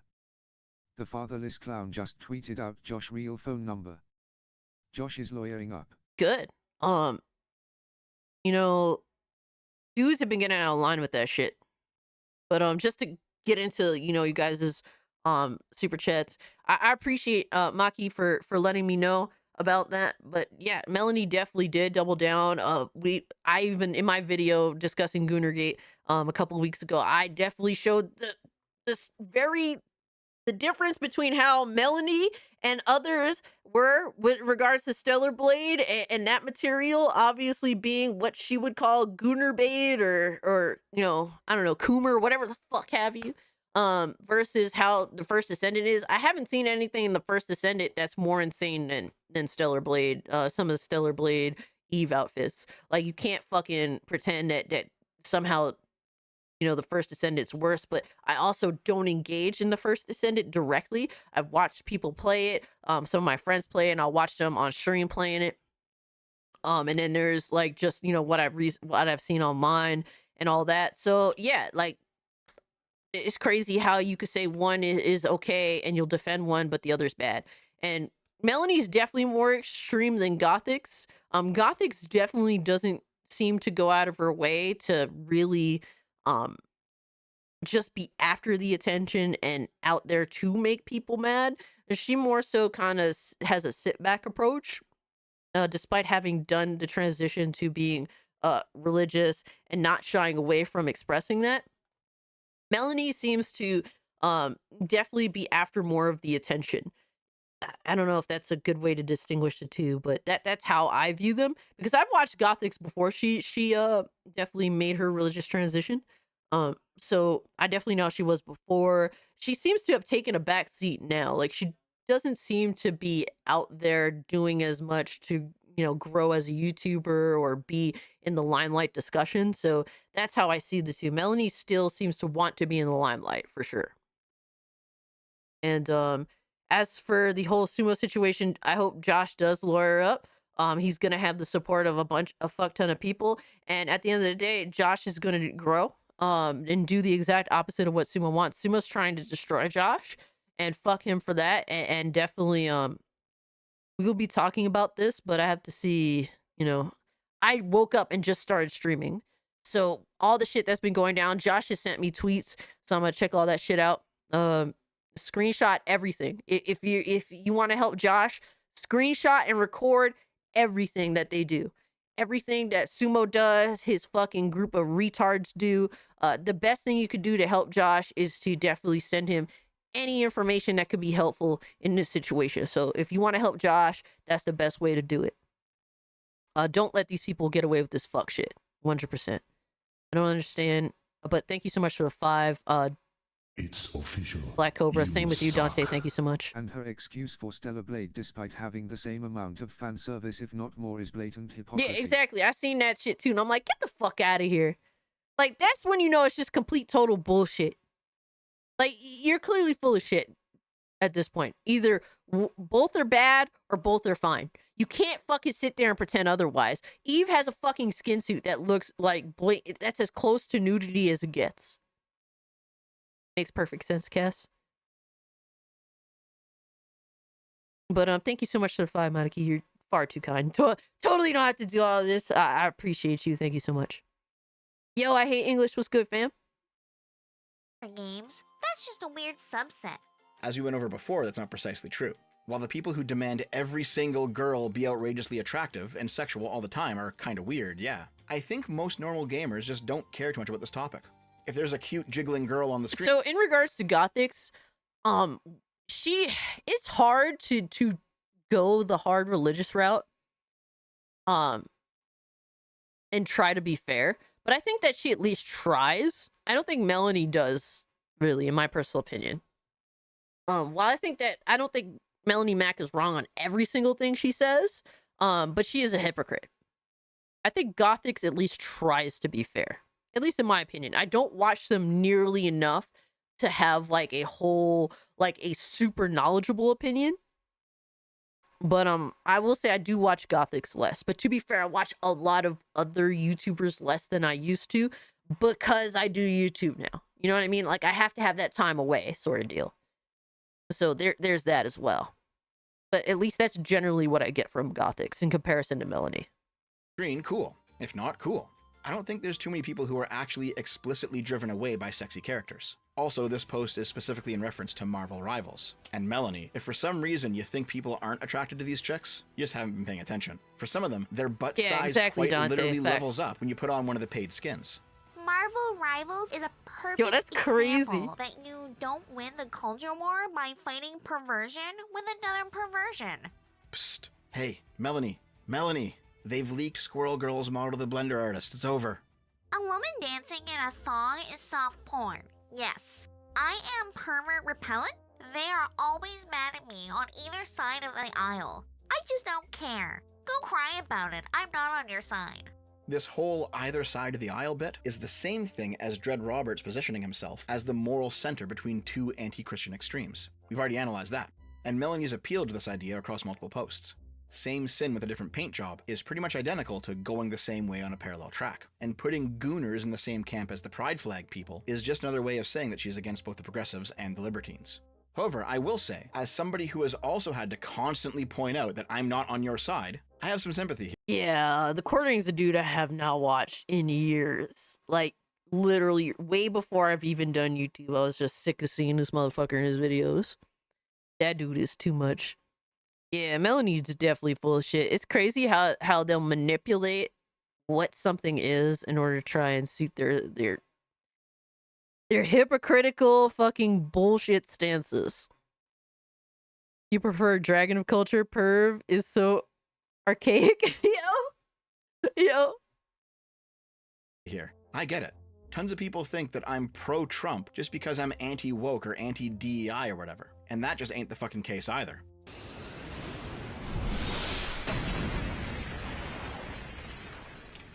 It's about damn time! I've been waiting, Hashirama! I'll deal with you later. Christians don't need Gooners Gooner's porn brains. We've got Christ and we will not be compromising on our biblical values. The war is already won. Christ wins. You can get with the program or die in your sin. This is again something. Dude, it is crazy. I have really retarded opinion.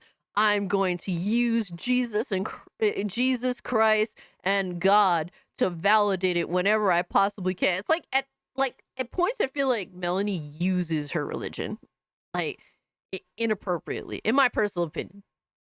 I'm not a very religious person by any means, but that's how I kind of feel when I look at some of her tweets and gauge how they are. That's how it comes off to me. Facts, just because I like Trump doesn't mean me, GOP or libertarian or what not. I'm nonpartisan. Yeah, I understand that.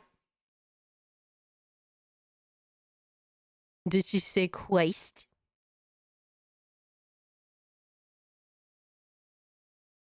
Quartering, I do everything to avoid his content. He's not very insightful. Yeah.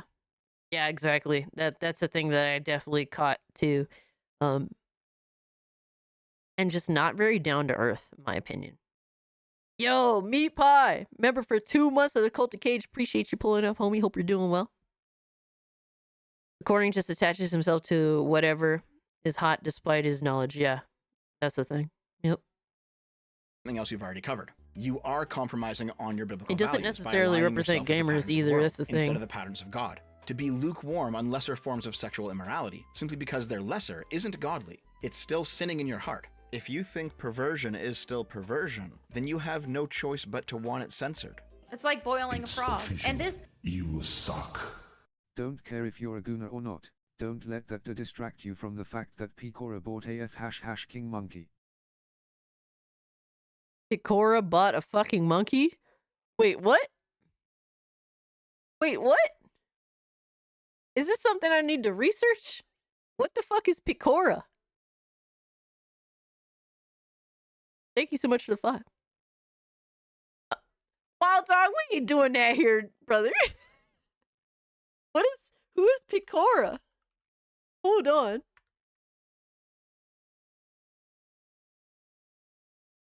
I'm scared. Daily reminder that who? USADA Picora did in fact buy a monkey. Who the hell is this? It is a cute monkey though. Big paws. Big fucking paws. Holy shit, brother. Oh, it's a VTuber. Okay. See, I don't know anything about the VTuber shit, guys. Like, I'm an old person when it comes to that. But this is what I found. So that's what we're referring to here. This is Usar Picora apparently. Let's good, yo. Unforgiven was good. Attendo was good, homie. Appreciate y'all pulling up. But yeah, that is what Rockwell was referring to. Thank you so much for the 5, brother. This is, and for those who don't know the term, it's not going to know you're boiling it when you first put it in the water. The water slowly gets warm, and before you know it, I don't know what it boiled is. and dead. That goes with all sin. People think that they can dabble into something innocently. Oh, just in moderation. I'm just going to do this. And before they know it, they are so deep in the trenches of it, and they're so far gone. And since we're on the topic of censorship, when asked about her normally anti-censorship oriented stances, Melanie said, I'm on the side of Jesus Christ and not supporting perversion. You can have attractive characters without being pornographic. I'm 100% anti-porn. listen, the only truly bad porn is badly acted porn. I see you don't have a It's crazy to say that the first descendant is pornography. She did her own voice. No, this is some like that's not. Yeah, that voice. I mean, to be fair, her voice is kind of annoying. Not trying to be rude. That's just how I perceived her voice personally. But yeah, he's trying to copy that voice. Attendo, we are talking Goonergate with the religious zealotry that is going on, trying to dictate what is morally correct in the gaming space and not. I cast the quartering is a walking, talking personification of a sleeping pill. Yo, yo. Yeah, the whole religious group shit. Because we call out all people that are pro censorship, man. Doesn't matter what side of the aisle you're on. Lifeguard here at your beach. Oh, it's done by his girlfriend? Wow. Didn't know that. Okay, understood. You're anti-porn. But you know the stuff that we're talking about isn't porn, right? Of course you do. After all, your content on Stellar Blade, back when that game was in the news cycle, is cut from the same cloth as Dread Roberts'. We're going to beat up the Yep. alien, but if we can do it while pleasuring the eyes of the men, that's a bonus. Hey, why are you just laughing that off, Melanie? Surely pleasuring the eyes of men is sinful on some level, right? Now, to her credit, Melanie didn't just fully turn a blind eye to this incongruency back in those videos, the way that Dread Roberts did. I think there still are some degenerate people that exist. Let's be real. We've seen them post their Rule 34 crap and all that, and a bunch of the like furry types people, a bunch of people even with like Overwatch fan art that draw really gross stuff. And guys, look, technically I'm on the same side, but I don't even engage in this stuff. But do I stop people from doing that? No. No, personally, no. Do some people in my community show me some very 18 plus furry art? Yes. Is it my thing personally? No. Do I support them in doing what they want to do? Absolutely. Absolutely. It's not my thing. Actually, like discussing sex and stuff makes me like, I don't want to say uncomfortable, but like I'm very like shy about shit like that. So yeah, that's just me personally. All the Marvel Rivals is eye pleasure. The thing is beautifully animated. Yeah, absolutely. Very, very nice. Cass, you can't hide from the truth. What is the truth, damn it? It's just weird to talk about it with others, in my opinion. I feel exactly that way, Puppet. Like, yes, I'm a prude, but I also do not go out of my way to tell people to stop doing what they do. Do what you do. I'm technically the weird one. I'm very, like, not really, I'm very prudish in that way. You suck. If Melanie is so against fan service in games, she should remove herself from certain gaming spaces. Why continue to dabble in sin? Ooh, Dante pulling in with the 5 and with the facts, bro. Absolutely. To some extent, a lot of these people that having, that have these channels have at times put their morals and what they believe in to the side for the sake of either channel growth or revenue. Like, that is a thing. That is reality. And they don't like to admit to that. They like to pretend it doesn't exist. So yeah, shout out to Dante for bringing up a very good point. Appreciate the 5, brother. Yo, Lawrence, was good, home?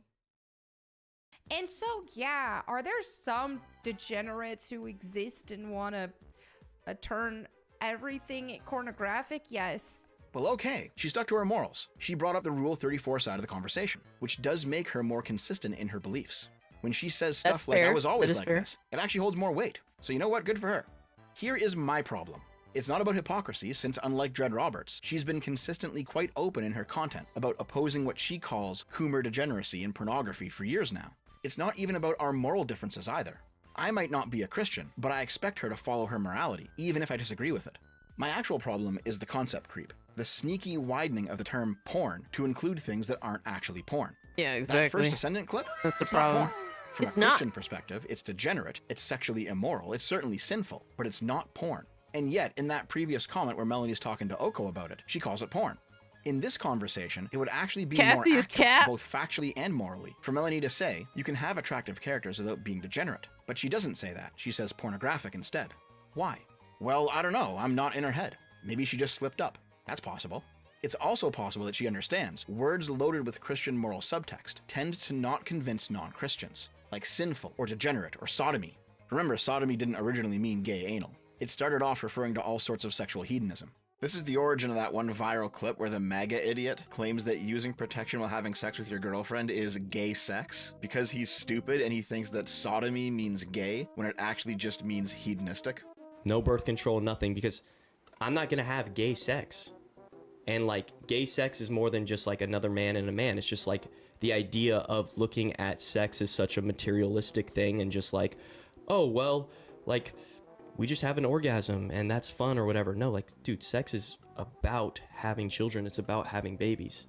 Like, you pump yourself full of birth control and then you have sex with your wife and like, there's no purpose there except just pleasure. That's the only purpose. Should people pleasure. who are born like infertile have sex? I think that it's crazy. Infertile people don't think. I don't see anybody really saying that, hey, I'm infertile, so I'm going to be celibate for the rest of my life. I'm not going to touch sex. I'm not going to have sex. You think it's crazy people don't say that? Yeah. Wow. Hey, fellas, is it... Huh?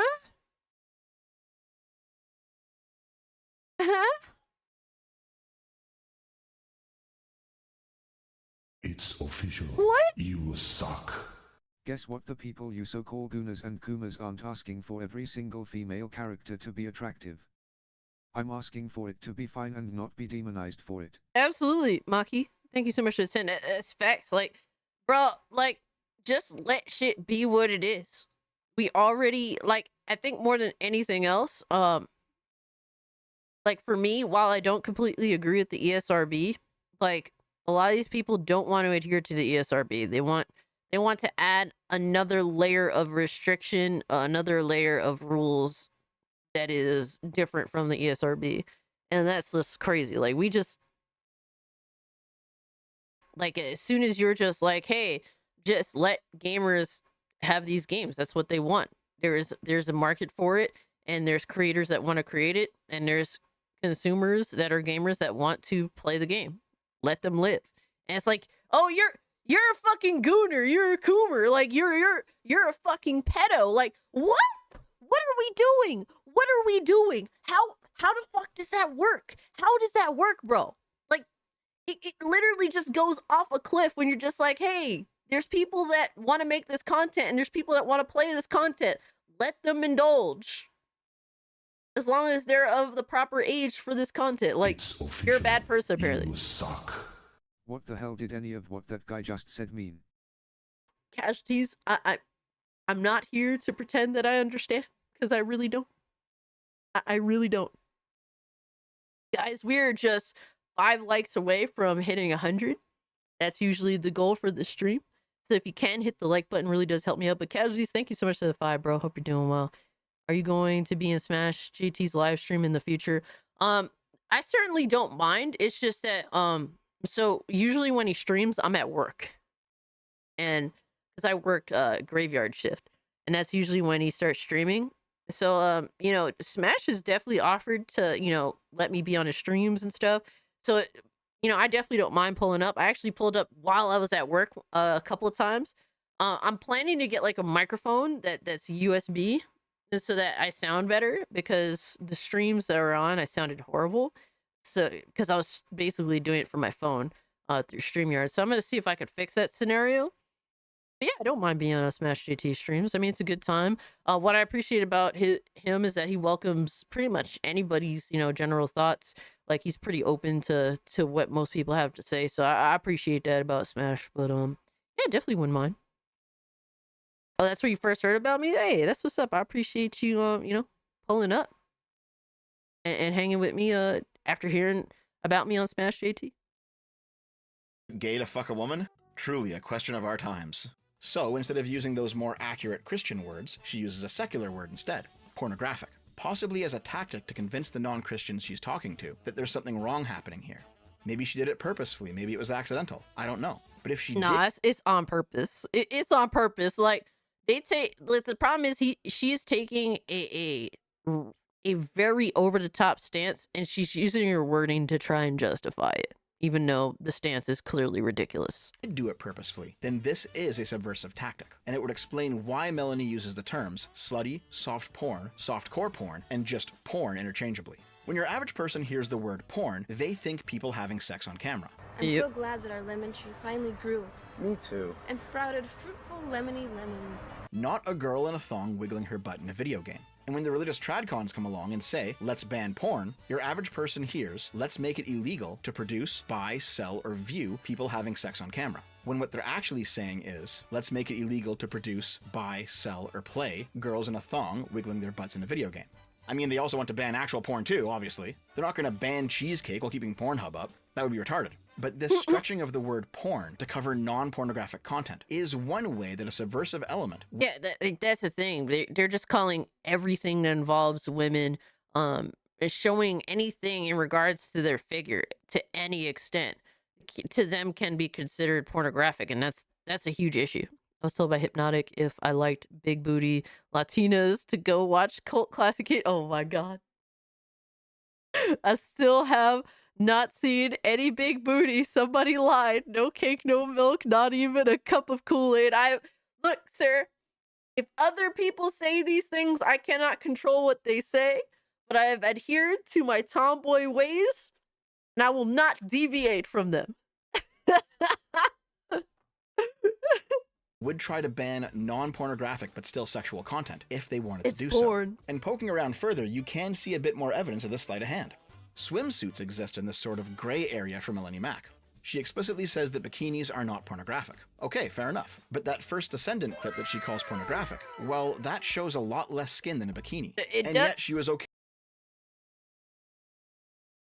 Bro, like, I'm sorry, bro. She's too all over the place with this shit. With Stellar Blade, which put Eve in a whole bunch of outfits that were just as explicit as the first Descendant, if not more so. Yeah, while it's at the crazy, same time bro. being supportive of Grums's game, which has girls who are about as naked as Eve in them. From what I can tell about Melanie's moral code here, something like Baywatch, that swimsuit-focused beach show from the early 90s, is Schrodinger's Coomer, existing simultaneously in both a sinful and non-sinful state. Okay, I'm joking around a bit. And again, to her credit, Melanie goes out of her way multiple times to point out she doesn't want all of this sexual... Oh shit, Josh is back. He says, so we're suing Blurkle. Let's fucking go. That's how you need to answer with these motherfuckers. They seem to think that accountability isn't a thing. That's how you clap back. Yo, the whole fanboy shit is cool, but when you take it to that level, all right, fucking doxing people, their family, their phone number, address, whatever it may be, yeah, fuck around and find out. Fuck around and find out. Lawyer to fuck up. Let's go. We support you. You know we're gonna support you. Absolutely. And I was telling everybody in the chat, if you want to help out Josh, any fucking insane shit that they say, screenshot it. Screenshot it. Make receipts. Make receipts and send that shit to Josh. That's what it is. No, yo, bro, Josh, man, you good peoples, bro. You deserve it. We got your back. Humor content censored, she just objects to it morally. She even makes fun of people who believe that her moral objections mean that she's pro-censorship. All right, I got it. Exactly. I mean, if We'll Anita definitely, Sarkeesian you know, came I'm out- going to keep you posted on the whole situation. Obviously, you know, Alex is going to support and keep us all updated too. So there's that. But yeah. said the same thing, or Alyssa Mercante, to use a more modern Gamergate 2 example, all of these people would jump down their throats screaming about censorship. But fine, you're not pro-censorship. I got it. Except, Melanie, when you are pro-censorship. We're all being lied to about the real developers of the Tomb Raider and Soul Reaver remasters. It's Saber Interactive, not Crystal Dynamics. But for some reason, they don't want you to know this. This is specifically about the Tomb Raider Original Trilogy remaster controversy. In response to her tweet, somebody mentioned that the jacket for Tomb Raider was actually censored. The brown jacket that Pierre Dupont wears in the original PlayStation game featured a fully nude woman with her tits proudly on display, which as a kid you could only really barely make out, considering the low quality of the texture and the blurriness of your average CRT. In the remaster, the woman was put in a red bikini instead. And you know what? I kinda get it. You don't have to wait for the Soul Reaver remaster on Alchemy. It's been out. I've been playing it. That's Josh's YouTube channel. I got you, bro.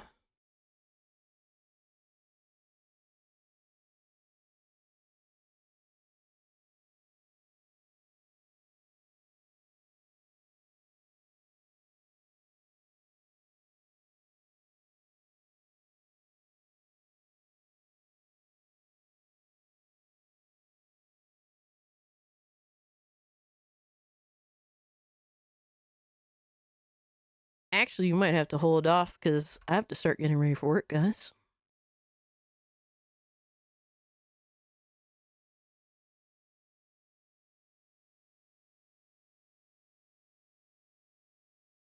It is 10.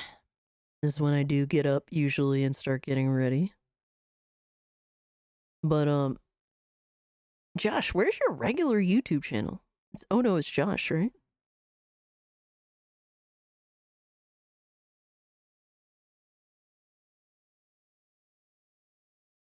There you go. Oh No, Josh Edits. I got you. All right, so this is Josh's YouTube channel. His personal YouTube channel. So he has 2 YouTube channels. He has Oh No Alex Streams, and then he has Oh No Josh Edits, Josh the Editor. So this is his editor-esque channel where he does his own content. That is his own thing. And so that's Josh's YouTube channel if you want to keep up with what he's got going on there. Shout out to you, Josh. We supporting you. You already know what it is. We hit 100 likes. Thank you guys so much. I appreciate y'all, man. It's 7 p.m. lies. It's 7 p.m. in another place. It's 9:57 here. But we're gonna hold off. We're gonna continue this. It's looking like it's gonna be a three-part stream. That's gonna be the goal. I'm gonna see tomorrow if we continue this stream. If not, it will be Wednesday. No, wait. Yeah, it is Tuesday. It's gonna be Tuesday, right? So today's Monday. It's gonna be Tuesday. We'll see. We'll see. More likely it'll be Wednesday. I'll continue to stream, but I'll put it up. I'll let you guys know ASAP. But if you guys if you're a new channel member, join the Discord. If you haven't become a channel member, consider becoming a channel member. 99 cents gets you instant access to the Discord. Can keep you guys up to date with what we got going on. Likely to be tomorrow or Wednesday at the same time. I'll continue to stream. We'll continue the whole thing. So if you guys haven't hit the like button, if you're new, subscribe to the channel. I appreciate y'all.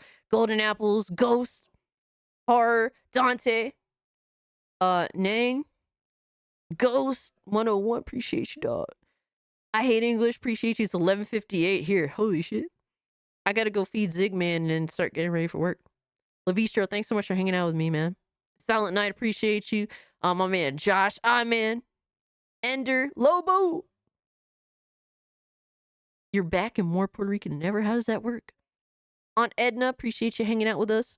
Philip, you guys are awesome. You guys are really great. Really great chat, man. I love the conversation. And I see a lot of disagreement on certain things and things we agree on, and we kind of meet each other in the middle, and that's awesome. You know, you don't have to completely agree with everything I say. I like the conversation. Renown, thank you so much. Angel, you guys are amazing. Battle Puppet, my man, Battle Puppet. Attendo. No problem. Get to work. Absolutely. Dark X, appreciate you. See you later, homie. Moody, appreciate the streams. Absolutely. I try to keep it entertaining for you guys. Try to always do something a little bit different. Try to really just do different things. But guys, if you like this video, check out ShortFatOtaku's channel. I know some of you guys seem to be a little bit, iffy on the dude. Look, that's fair, absolutely, if you are. But I think this is a good video so far. Dude did good work with the video, so shout out to him for that. I definitely like to give people their flowers. Solid video so far. We'll continue it. But yeah, guys, with all that being said, let's see who we can raid. We're gonna see who we can raid real quick. I think Hypno is live right now. Gotta raid the homie Hypno.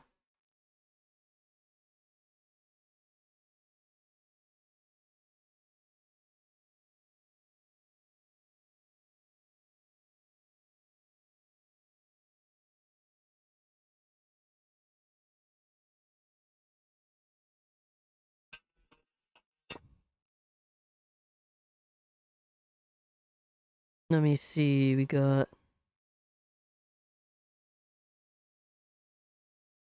Yeah, we gotta rate my man Hypnotic because he be showing too much love and support, man. All right, we're rating Hypnotic. Let him know who sent you. All right, show homie some love. Go hit the like button on his live stream. And with all that being said, guys, Thank you so much. Thank you so much for the super chats. Thank you so much for being here. Thank you so much for the channel memberships. It means far too much. You guys have no idea. Robert, peace out, homie. Angel, peace out. Much love to y'all. Peace. Go show Hypnotic some love, man.